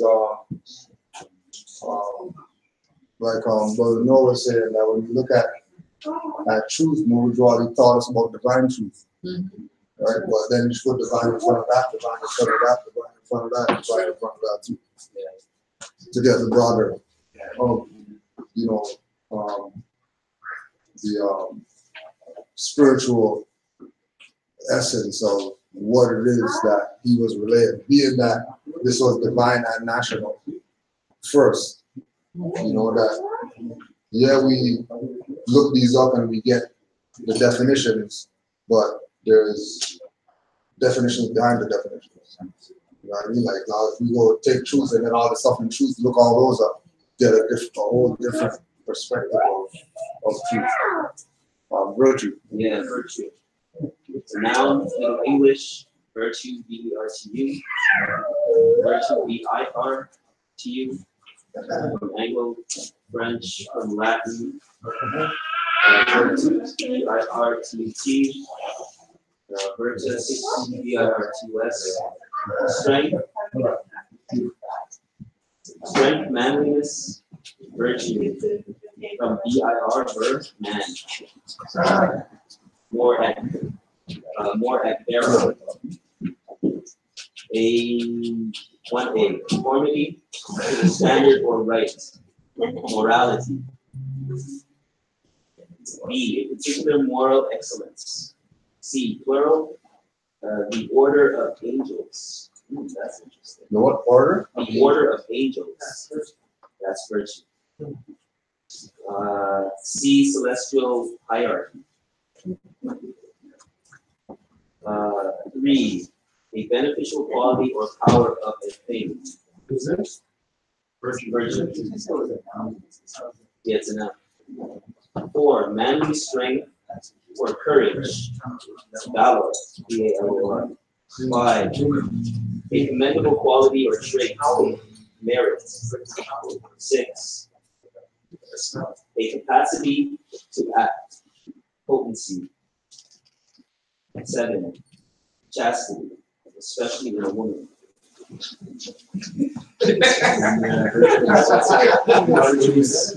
What a great word. Sorry, that's why Virtue. virtue, yes. And that ties to why justice is a woman too.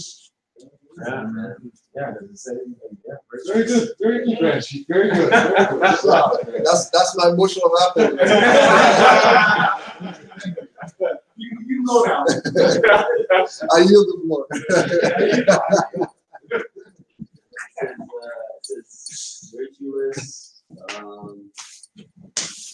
by virtue of or in virtue of, and to the force of virtue, and by authority of virtue. Morality is in there. Conformity to the standard of Virtues. Virtues. Virtuous. Yeah. No, it's Yeah. virtue. A woman. Yes, it's a virtuous. As long as she's pure as a virgin, though her mind be tainted, And she's still virtuous. Yeah. Minor. Purchase is coming out. Justice. I think so, yeah. It has to do with that. You know what? The start when you're home, baby, that's children. Problem between brothers and sisters. Ooh, son. The sick. The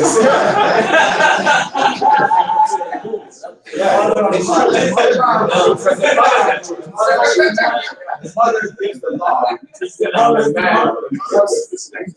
The mother gives the rules for the law. The male enforces it. So, because I know from my home, there my mom saying, you didn't listen, I'm just coming in. I come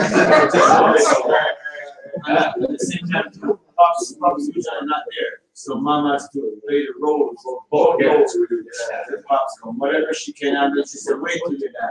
Oh, yeah, that's what's no, move from here. Pops comes in, it's odd. Because I did that. Now, once I reach 12, 15, start 16, they're tough, right? Yeah. No, mom, it's soft. It's her next don't phase you no more. You built up the calories. Yeah. You didn't listen. Go outside, find me a stick, shave it down. Yeah. Oh, yeah. And if it breaks, you get a next one. Yeah. Oh, yeah. Get a next one. Memories. I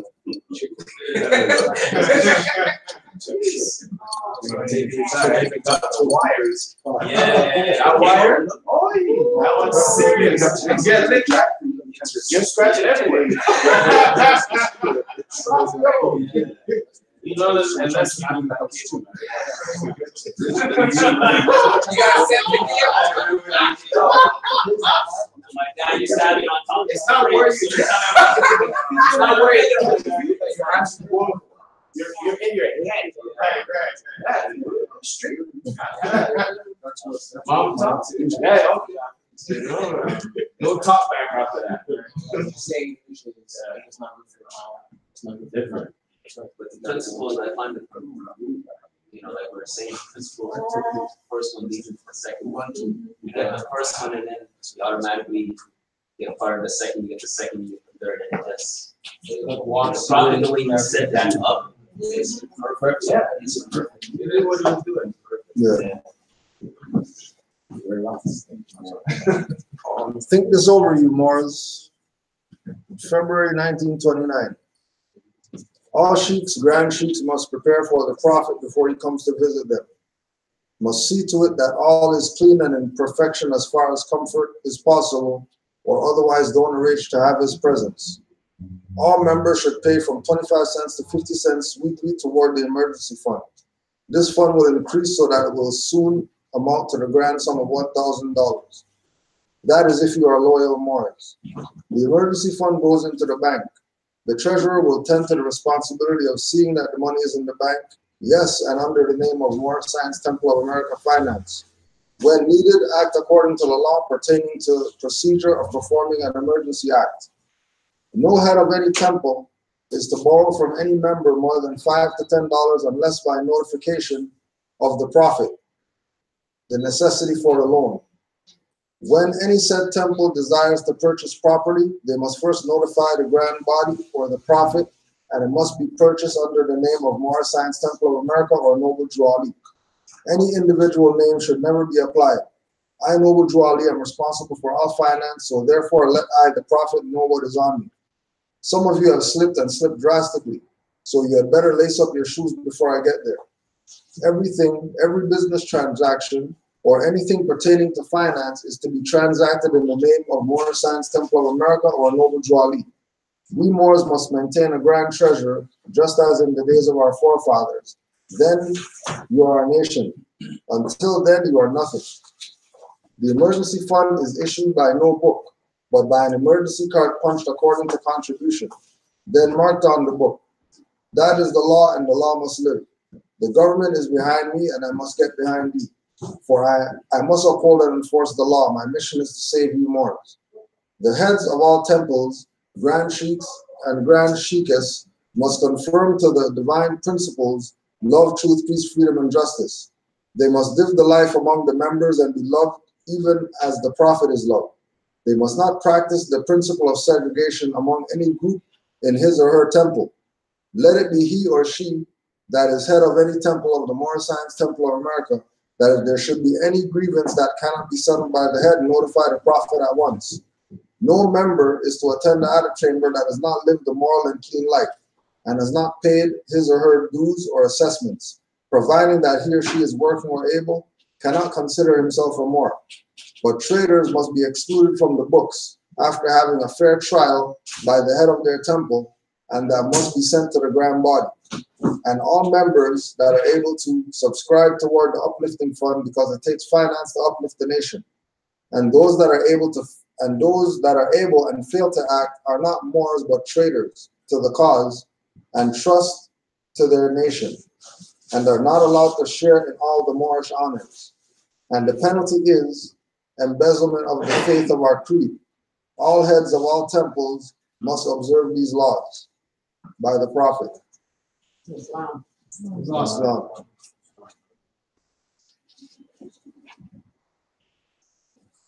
So again,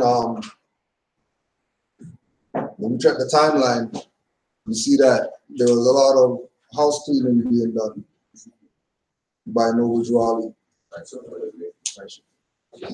Right before. What is it? Everyone, anyone who hasn't signed the attendance book, that would be great.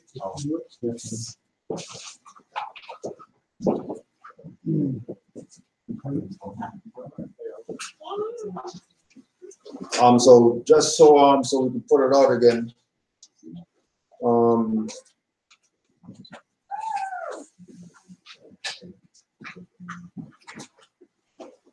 But traders must be excluded from the books after having a fair trial by the head of their temple, and must be sent to the grand body. And all members that are able to subscribe toward the uplifting fund, because it takes finance to uplift the nation. And those that are able and fail to act are not Moors but traitors to their cause and trust to their nation, and are not allowed to share in all the Moorish honors. So we had another revelation from an outside individual that bumped into our friends again with the Moorish law firm, so-called law firm, but they're Cameron, these people. That was in the week. You're talking about mine? Yeah. In the week. So I work in a straw. I work in a meeting, and the local that I'm involved, they sometimes have these collective meetings. So it's like a retreat where you go to. So I went there and I go fez up, because they on the corporate side, as you understand, they know that this is what this is all based on. So their deal is to get programs going. So the program that we have is Aboriginal workers and workers of color. So I went there and started to raise help, right? So we didn't make a lot of friends up there. So we passed the word around, got the names out, the ones that can see the frequency are sort of drawn to it. The other ones are either not at that level or actually involved in wanting to make sure it doesn't happen. So I get a call from one of my colleagues, from one of the fellow locals that I've been trying to sort of get them together, trying to get onto this platform. She called me. She said, "So you're a Moor, right?" I said, "Yeah." She goes, "Well, you know a Noble Camriel?" I said, So I said, "Oh no," right? I said, "Oh no, you didn't." Right? She goes, "Well, it's not me, it's my brother." So she's from Trinidad and Tobago. Her brothers come up here to work on these farm programs. That basically what they're doing is they're getting, I guess, migrant workers from other places come here and work on the farms that people here don't want to do anymore. So he was up here. He's been up there a couple of times. In 2016, came up here again, wanted to stay. So he was talking with one of his colleagues who's having some divorce issues, yet again, sort of a manifestation of our community. And this guy said, "Oh, well, I got a guy for you that can help you with your immigration issues." This was our friend. Whatever. So anyway, so he got him, and basically our friend took him for $3,000. Wow. And so we're just now dealing with the fallout of that. So, and basically, it's sort of a trend. The way it happens is, of course, as we know, the Must be in the mansion by now. well, that's what we were sort of working out some loose numbers, but, Yeah, that's no. but the issue is what we realized, and this is part of the whole sort of psychosis, is that in a sense it's this weird sort of, well, I don't know if turn of Pandora's box, but you get into this to sort of find maybe some solution to a problem, which leads you into a fraud, but then at the other side of that fraud, when you've been frauded, and we talked about this as being sort of the rite of passage. After you get through there, hopefully you end up here, right? Because that's how it's sort of the natural thing is they go through this. What was it? The BC Republic of what was the consular? Oh yeah, the consular. That was the other question. Are you affiliated with the BC consular courts? And I said, oh no. So anyways, long and short of it, I'll get that. Basically, as they did more study, because what happens, it got to a point where they were looking for certain documentation that these people don't give because it's a fraud. And then all of a sudden the phone stopped being answered, right? And so then what happens is then they start doing a little bit of research, and then all of a sudden they find divine inspiration brought her to you, right? Like, well, remember this was like a time thing. I actually came to her before it happened. well, that's the same event that happened that you went to last year? Yeah. Right? Yeah, second year going through it. That's right. So it was divine intervention, like you're saying. It's manifested. Right. And the only thing good about them dishing out all that, those finances, that fiat to them, is if they end up here after. Well, that's right. If you have to pay $3,000 for your, like, a lot of us are more fortunate, we didn't have to really pay anything for our nationality on a financial level or fiat level like that. But let's say this just only on the surface level. We've been paying for our nationality with the lack thereof for our whole life. But if they have to just pay $3,000-5,000 That's nothing to end up reaching here for your nationality, your salvation, that is what it is. But just to counter that, the problem for that is, remember, if they don't end up here, then there's a problem. oh, but here's the other problem. They've all been dumbed down. They figure that once they get here, this is the problem that we've been getting at, and this maybe segues into the next part, that, and I was using this analogy with people, where's our Wakanda? Where is it that we get to, when we get to that point when we should feel at home? I said my empress is Japanese, she gets on a plane, she goes back home to sovereignty.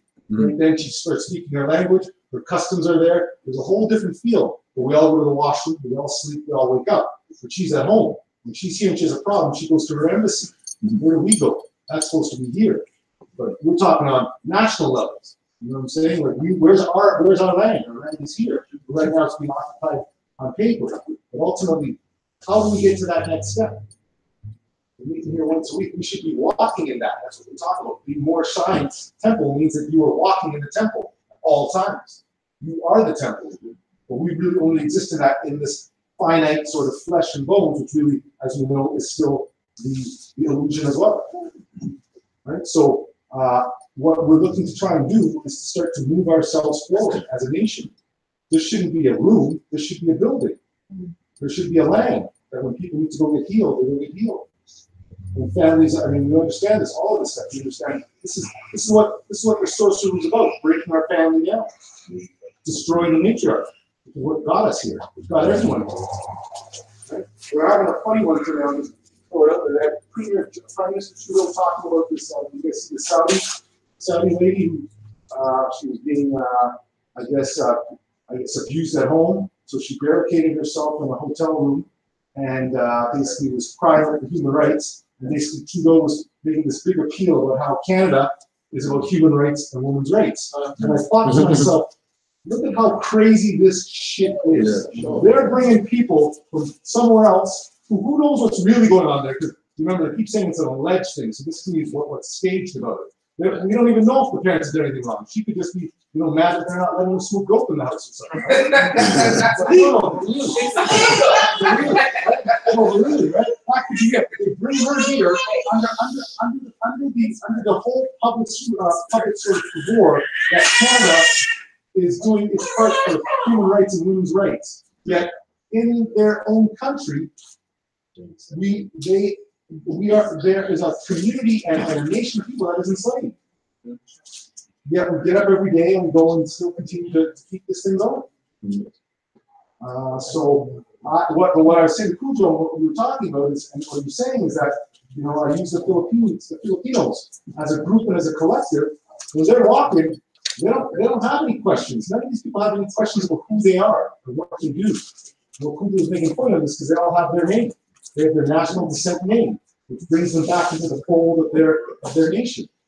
We're still playing around with games. What do we have? We have this meeting, as I said. We have this church thing next door. I was saying, Kulu, what makes us any different from that?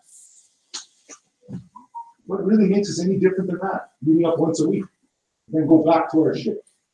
What are we going to do? I've been in this now 7, 8 years. He's been 10. Where are we? Where is our Wakanda? Where is that place where we get in that spaceship or, I was talking to Danny here today where I look up at the sun and I just get beamed up. But that's where we should be at. That's where we were at. Well, yeah, but I mean, I think the other thing, and he was making a point of this, he sees it as a bit of a karma thing.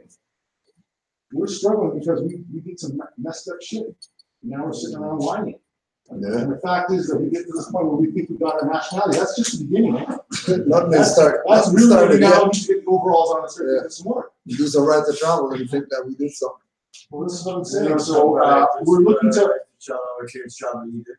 Huh? Instead of stopping us from traveling to the rest. Of course. So, but this is the point. But remember, this is what we have to understand. It has nothing to do with them. We keep qualifying our stuff. All this stuff, this corporate, this paper stuff, is all about that. The claiming. I was listening to one of the DPs of Nature talking about how even claiming, or I think he was talking about even claiming your estate is all an illusion because you're still claiming something that they've created. So even in the straw thing of that, that's not the root. So really, the root is really turning within. They're trying to force by drawing. Right? No, but what they're saying is by their legal chicanery, they keep trying to get you to sort of somehow sign off on it in some way to give yourself a benefit, which is not to say that that's not what we're all sort of in some abstracted way connected to, but that can be in the flesh. They say you can imprison me in the flesh, but you can't imprison my mind. Right. Right? The problem is that our minds have been imprisoned. That's the real rub. They really can't imprison the body because then nothing gets done. So that's where we're looking to move on. We're going to have a town hall, February, first week in February. And we want people to come together, but of course, like this, you see, we have this meeting here. If I don't see the same people here for the next 15 meetings, then we got a problem. Right? But that's how every other community works out. Like, as I said, with my empress, when they got stuff to do, they go and do it. It's not even a question. There's no excuses. They do it. That's what's been hardwired into them. It's the first thing for So, yeah, well, I mean, yeah, no, because it's going back to the same thing that Omar said, that who we're going to or who we're presenting the adverse claim to is corporate entities that they don't even, adverse claims not even in their jurisdiction to deal with them. Because we're going to have to, there has to be some type of body for us to, like for example, Moors who have claimed properties properly. It's because they've gone to the county records, got the list of everything that's abandoned, and then they can call up all of them and say, okay, well, what's up with this? What's up with this property? What's the status of this property? Oh, well, 5 grand taxes is owed on it, or 1,000 taxes is owed on it, or it's been abandoned for 50 years, or whatever. When we call these people out here, the jurisdiction isn't relieving information like that because it's a corporate jurisdiction. Unless you're part of the corporate fraud, they're not going to relieve those lists unless you're on the auction lawyer or whatever list that you could get access to those stuff. As far as, relative to making claims on abandoned properties or whatever. It's just like the thing with certificate of origin. Once you buy from the manufacturer, you're gonna get, the actual certificate for the property. But when you go get it, they're giving you a ownership. They're not giving you a certificate of origin of anything. No matter who you go to, whether you put cash down or whatever, you're getting ownership. As far as this jurisdiction. Somewhere else, you go to a dealer, they're giving you manufacturer certificate of origin if you buy it. And then you take that, and then you go to the ministry with that, and then they give you the ownership when you quote unquote register. You know. So it's a thing of if it's gonna be any type of like reverse clearing, you're looking at 2 hours, 3 hours, north, south, east, west for those kind of properties. You're not getting nothing around here.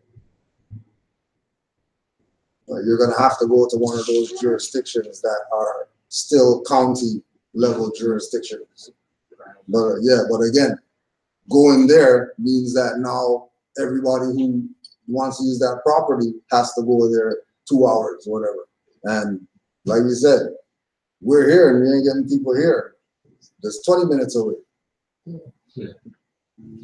So we have some property 2 hours north or whatever. Yeah, you know, it's ours, but who's really going to be up there? Medea.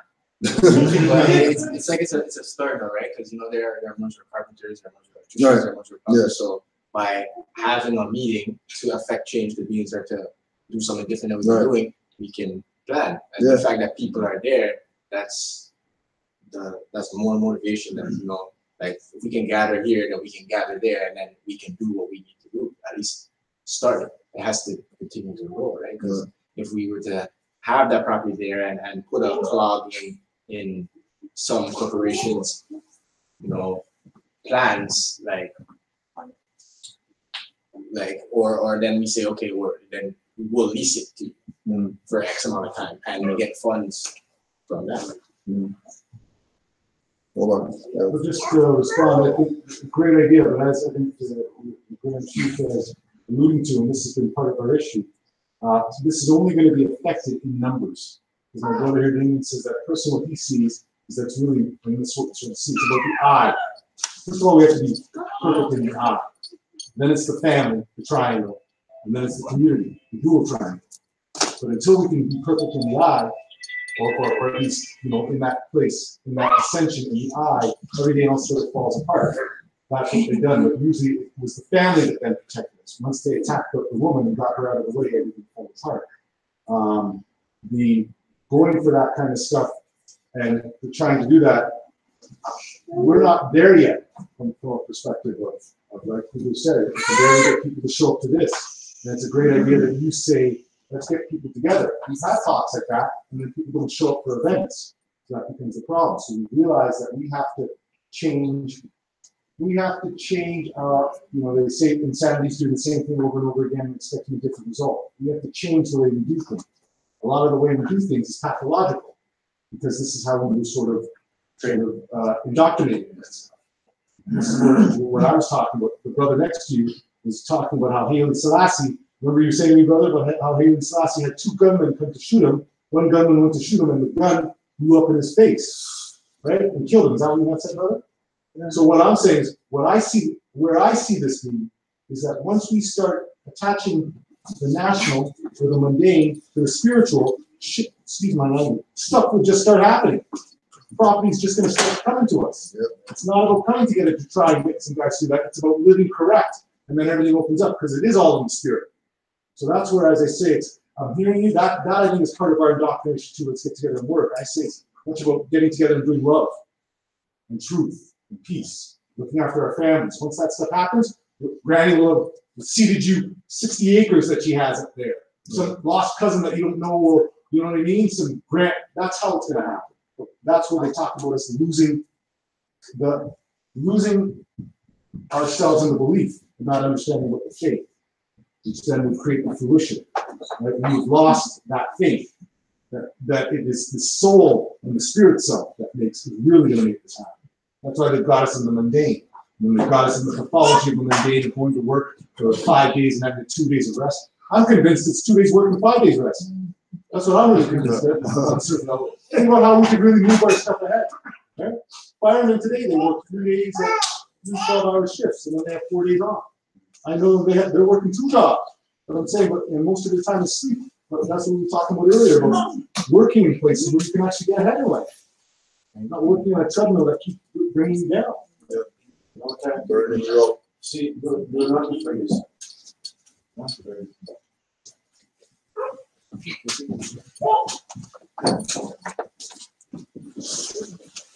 Temple tax necessary. Convention votes unanimously.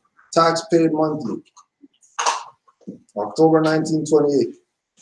Because of the fact that the expense of the operation of the temple is increasing so fast that it was found necessary to vote a tax to the prophet to carry on the work. This idea was concurred with by the Supreme Grand Council.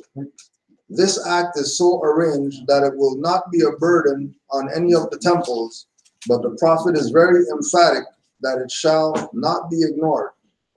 The expense of operation has heretofore been taken care of with funds received from the manufacturing department, and it was found that it was a burden on that department. Hence, the tax was necessary. The tax is 25 cents per month per capita. This will mean that the numerical strength of the temple will bear the proper share of the responsibility of operation. This per capita tax is intended to supply all members alike, governors and grand chiefs included. The governor or officer in charge of each temple will cause a report to be rendered to the Supreme Grand Business Manager of the Supreme Grand Council, which will specify and itemize the following: number of adepts, number of members, number of new members taken in each month, or those who join after the rendition of the last report. 25 cents must accompany the name of each member as the representation tax. The per capita tax collection begins November 1st, 1928. All concerned will save themselves penalized if they render their reports promptly and specifically, because otherwise it will necessitate a representative calling on such delinquent temples and auditing their books, which expense will be borne by the temple. All governors and other officers will be held responsible for the representation tax and report by order of the Prophet Noble Juali. Somebody got per capita tax in there? So what you see there is exactly what's happening here with the de facto Per capita. doing that stuff to us to keep stuff going. That's what he's always, that's government.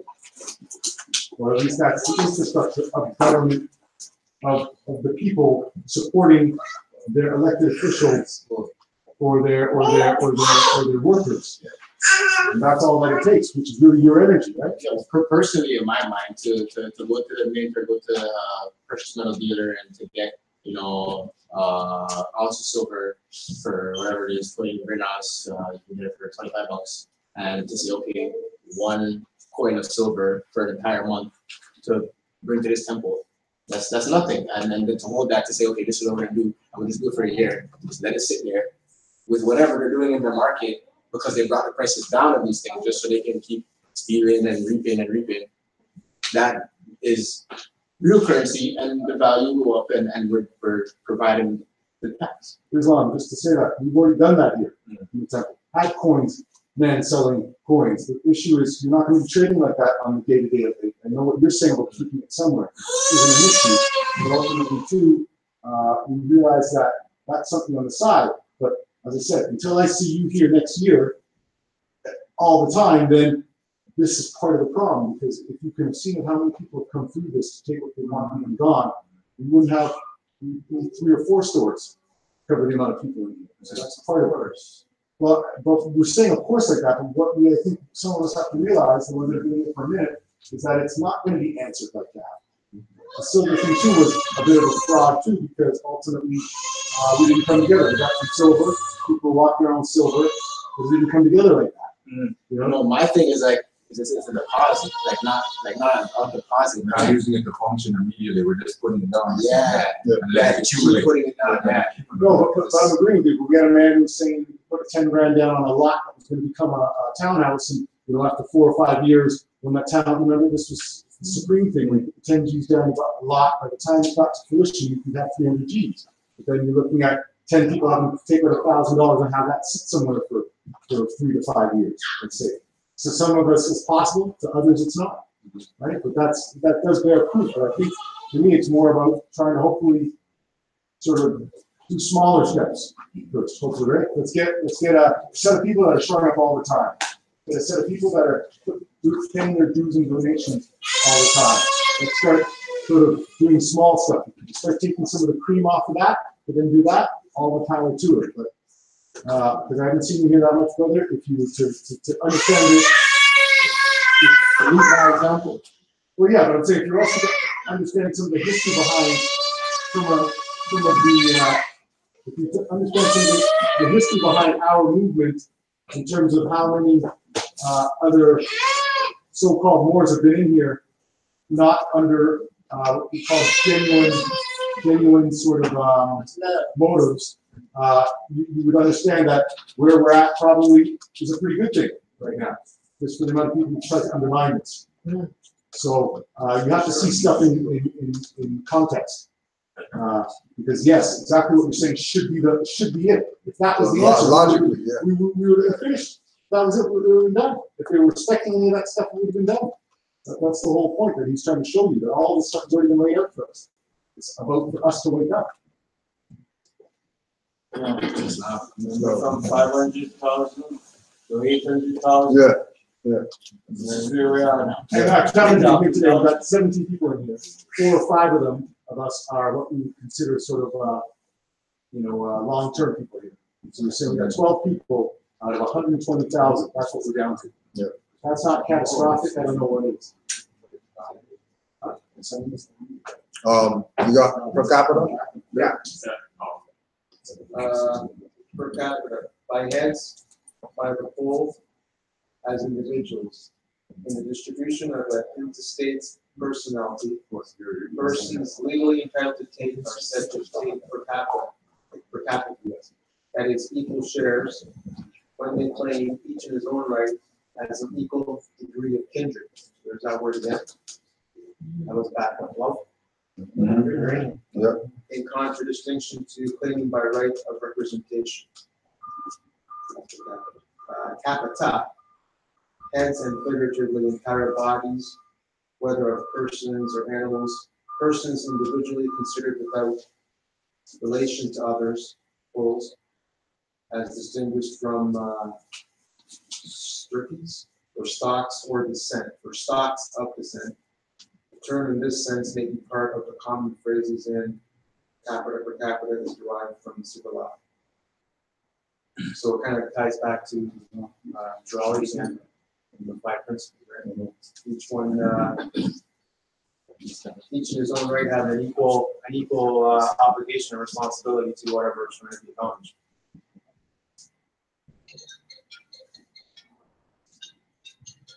That's where the capacity came from. Because it's talking about per head. Per head,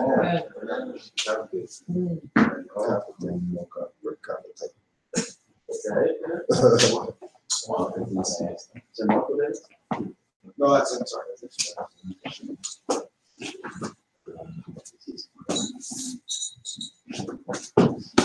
All right, per capita.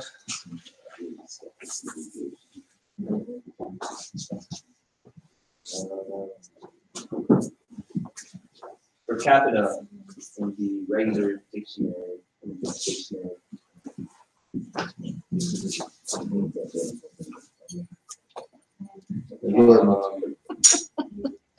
adverb or adjective, Middle Latin by heads.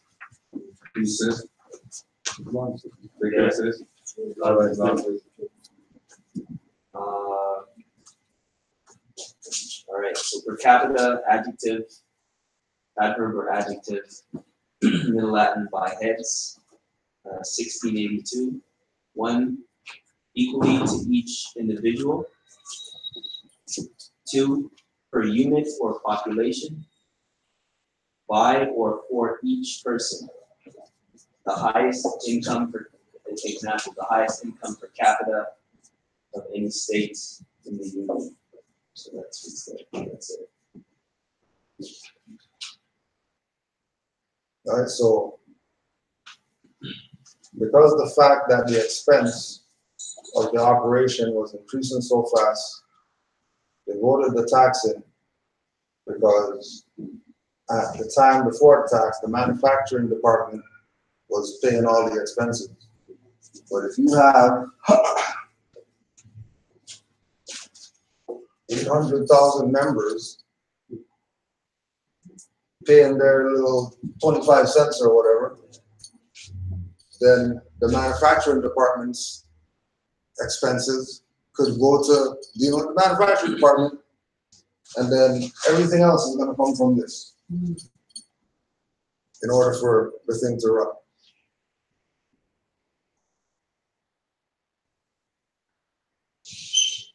The per capita tax is intended to supply all members alike, governors and grand chiefs included.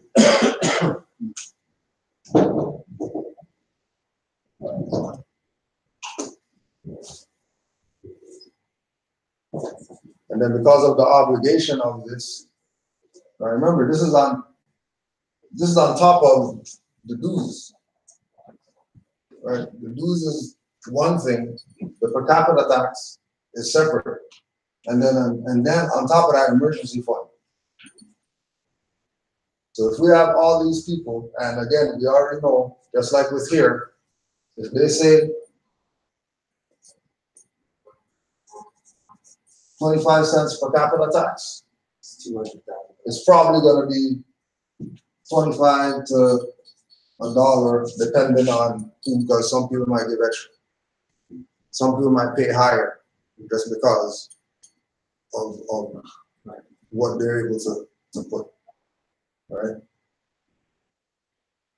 And that's just for the functioning, for all the temple activity or whatever to handle their own affairs, just like the manufacturing department's handling their affairs, and then whatever other is handling their affairs based on the finance that they're generating, right? To show that, you know, he was about the economic plan. You know.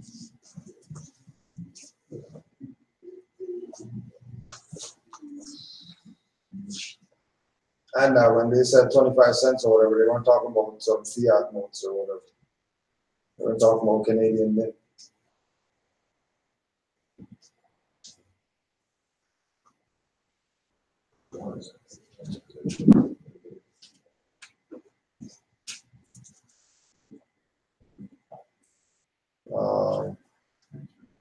Prophet announces his authority and power, forced to make changes.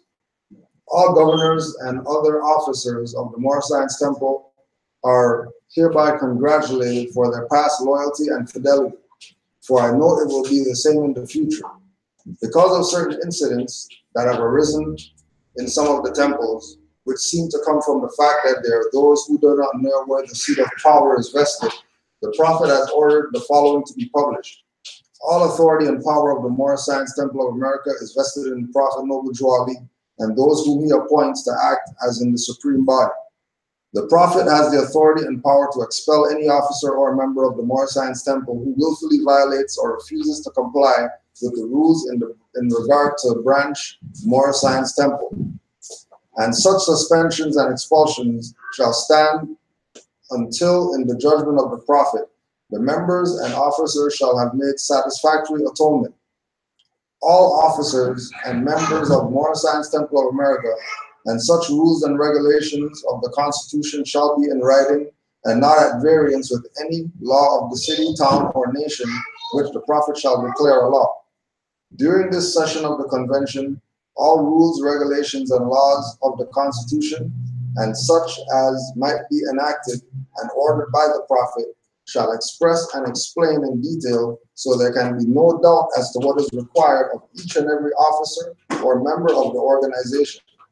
The prophet will positively not tolerate any interference with the operation of this national divine movement from anyone by the Prophet Noble Juali.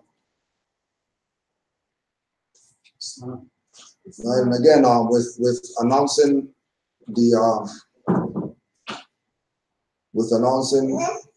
the authority and power. The authority and power comes from all heads and all members knowing exactly what everybody's position is. So then there's no secrecy. There's no discrepancy. Everybody knows everybody's obligation. The members know the obligation that the body has to them, and then the body knows the members' obligation to the nation. Right? They have their divine constitution. They have their holy covenant. They got their holy Quran. They have Moorish literature, things laid down by the prophet. Everything laid out there so that the perspective is clear for everybody. Which is why they got mad with RVB Publications putting out the administrative functions book. Because the administrative functions lets you know how the temple's supposed to run, which they were trying to keep away from the membership so that they can play superiority over the members' games with them. Because the member is not going to know what the job of a Grand Chief is if they don't read the administrative functions. They're not going to know what the treasurer's job is, what certain positions' job is. They would just look at it like, whatever these people say, that's what their job is. When there's actual guidelines, that if the people need these guidelines, then they can hold these people to certain obligations, which would make this move where it's supposed to go, right? Opposed to the stagnancy that was created for the people having lack of knowledge. But again, the people had lack of knowledge because the individuals who Noble Juali had around him, that he taught and told them, go out on my word and free the people or whatever, they went on his word to free themselves and not the people. Mm-hmm. And then keep the people as their, membership. When the people are nationalists. Right? Sounds very familiar. Yeah.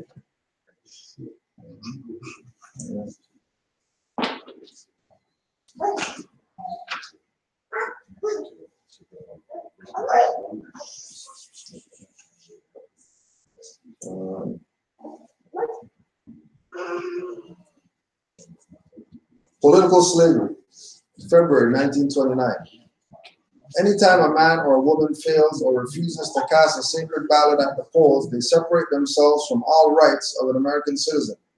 For surely this is the one connecting medium for a citizen to his nation. They become no more than belated beasts of burdens. There are reasons why certain classes who are more or less independent take no part in politics, since they say they get nothing out of such a way of material gain. This is no less than a political slave, since they refuse to voice their sentiments at the polls. Another form of political slavery, which is probably more prevalent among the less independent classes, is that of being forced into one of the major parties and there bribed, coerced, or otherwise forced to vote the wishes of someone else, regardless of their own minds. Before there can be general relief for the economic good of all forms of political slavery must be abolished, and every citizen must take part in the affairs of the nation. Right.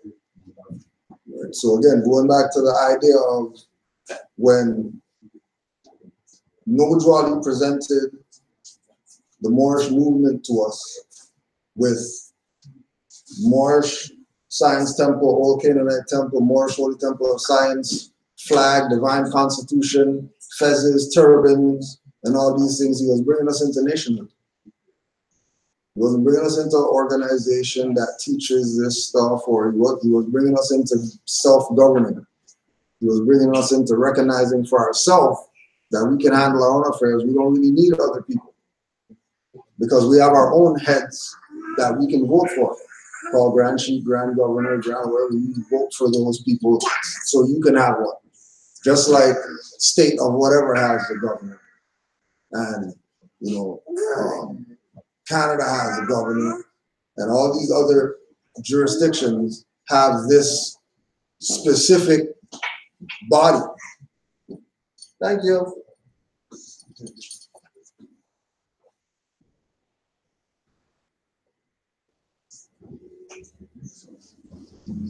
Put it in your pocket. Right here. Right there. Good.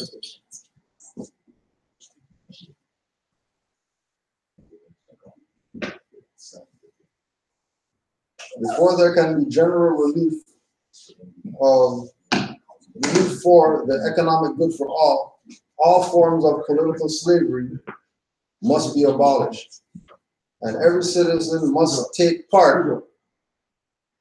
All right, please, more. All right, round D. All forms of political slavery must be abolished, and every citizen must take his part in the affairs of the nation. Every citizen must take his part in the affairs of the nation, not the affairs of the temple, not the affairs of the organization, not the affairs of the religious corporation, the affairs of the nation. And also, the citizen wasn't, also tight. It was all citizens.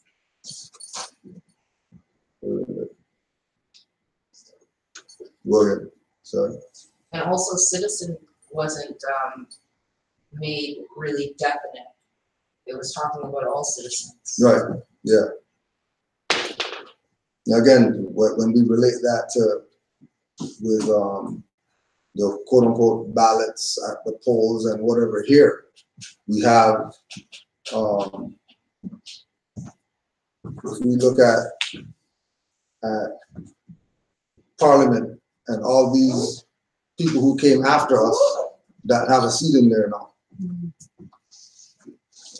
that whether it's on the local level or on the federal level, these people have their own individual, looks like them, just like them, or whatever, that's in some type of position as part of the quote unquote governmental whatever, that they're going to use to say, well, look, see, we voted our person in, that's why we have our whatever, right? The exact same thing that he's talking about. But back then, you had the opportunity to cast a ballot, because you're not talking about what they have going on today, dealing with politics. You actually had de jure government back then. Now you have truth and falsehood strangely mixed. Now you have de facto and de jure mixed. That you don't know which way stuff's going. And they're not revealing which way they're going. It's just an open field, right?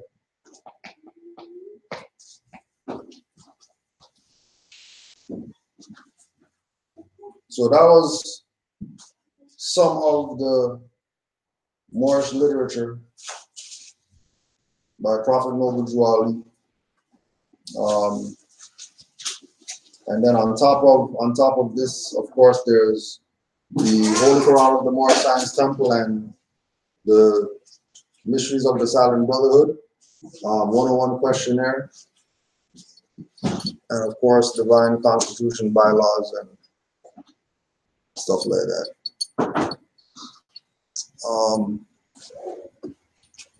What we are going on? We're going to be asked for the members that have been here before.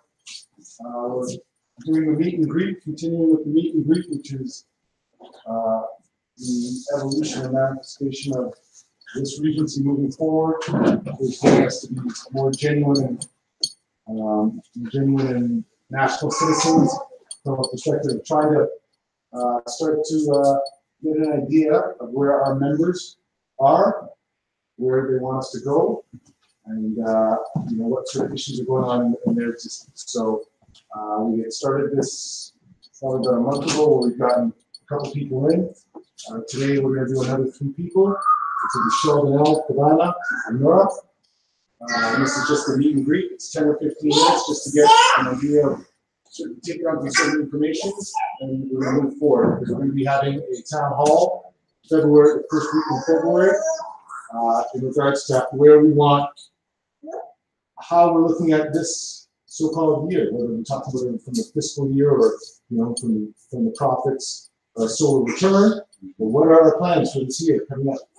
What are we going to do as a nation? We need to start doing some of this stuff, start being accountable for some of this stuff. There will be other changes happening, because this isn't the end for us. This isn't even the beginning. This is like the appetizer. right? So, so 3 people, we're gonna be doing them in 15-minute increments, and we're gonna try and get as many people as we can done for the town hall. And then, you know, due to some of the other work that we've been doing, having committees, we need to start getting some stuff done as a nation. This needs to start happening. Because we can sit around here and talk, which isn't to say that that's not what is absolutely necessary too. But you know, we have speculative and operative. Both sides have to be functioning. And more so the operative side. And so we're also going to Ottawa, 16th of someone watch Rosie here with their hand. We're going to Ottawa for what would this be, 5th year, I guess, maybe 5th year of countering the misdemeanors of Black History Month. 4 or 5, so that would be the 16th of Fourth or fifth. Huh? 4th or 5th, something like that. And then 16th. And then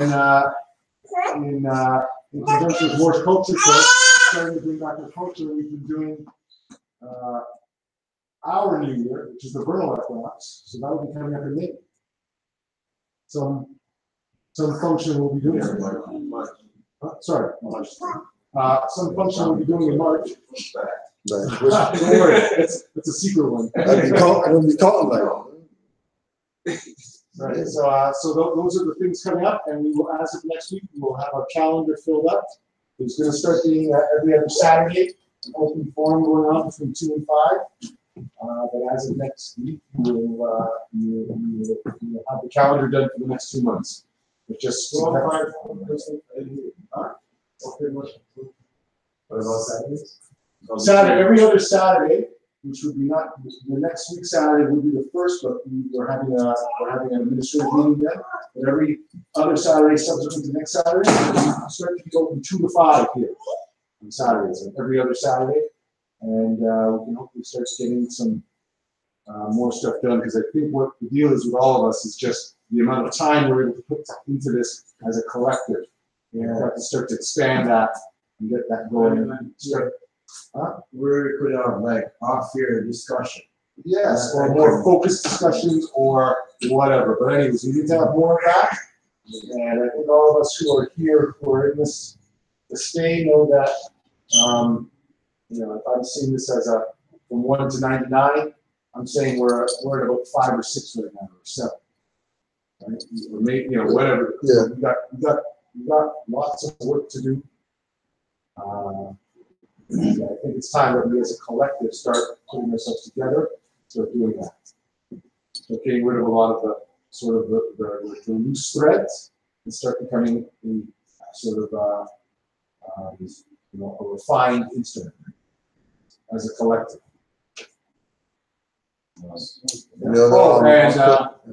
And the barbecue is July 6th. July 6th on the island, Center Island. July 6th, Center Island. Also Fridays we were doing movie nights, and like every other Friday is movie. Then movie, then civics Fridays. Attendance is really low. It's kind of stopped with movie nights. Kind of hard for me to reach from where we're reaching from. Every Friday, and then there's only like 1 or 2 people here, or by the time we get here, we're waiting an hour and a half for other members to get here. So we want to spread the word so that we could have the Friday evenings as a building evening or whatever, and if we feel compelled, we can start moving as well. But we want to, like, you know, we want to utilize all the days, right, of the week. Friday is a good day. We had it bubbling, and we want to continue. But I'm not taking the bus all the way from my house for over an hour to get here, so me and Lads out could sit here for a couple of minutes and shoot the shit, or me and Brother Kufu, or me and Brother Noir. Those are the only 3 that attend. If I do attend, so just to kind of back up to what Brother Soon is saying, this is some of the stuff that I want to talk about at Town Hall, right? Because to me, as we see with certain stuff, if this was your work or your JOB, you couldn't be showing up like that an hour late. You wouldn't continue to have it. And neither should we be operating on that level either. I want to be back. I want to be on my way home between 9 and 10 or like Straight. Or they're coming in at 9 and they expect their 2 hours still, or we already want to sleep till whenever. That was hard for me. So ultimately, that's part of where I see this moving forward. I was looking at some of the literature, talking about first heaven, second heaven, and third heaven activities. This is now what I, through my studying, have realized is the second heaven stuff. And you start seeing this as what we see everything that we're doing for the de facto right now, in terms of responsibility, all that kind of stuff that we give to them freely, and sort of, I guess, we decide, I think this is part of the sorcery. That you don't take that same stuff that we're forced to do over there and do it happily here.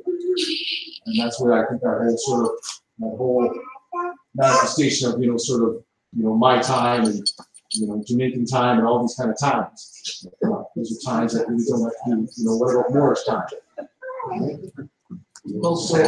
So that's where this town hall, we will discuss these things coming up as to how we want to see our year or the next few months going. And we should be moving forward like that, on every gate. What are we doing for the gate? What are we doing for the next gate? What's our plan for the year? It would be, that's February 2nd there, which is it's a Saturday, 3rd, 4th, 5th, 6th, 7th, 8th, 9th, 10th. It's 10.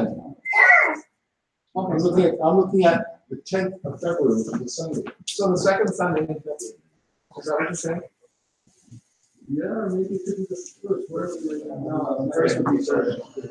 The first would be a Thursday. I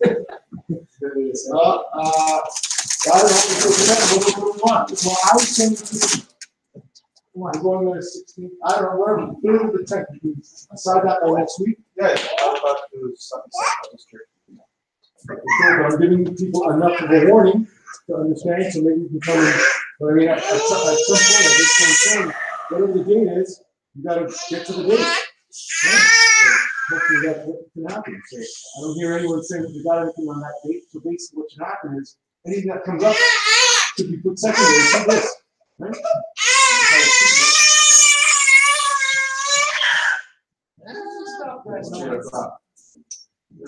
Ready.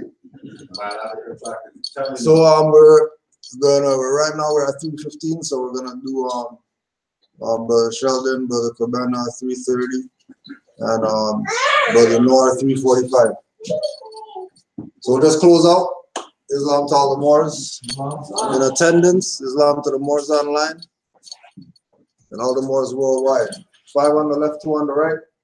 Allah, the Father of the universe. Allah, Father of the universe. Father of love. Truth. Peace. Freedom. And justice. Allah is my protector. My guide. And my salvation. By night. And by day. You are the prophet. Mobutu Ali. Ashe. Islam.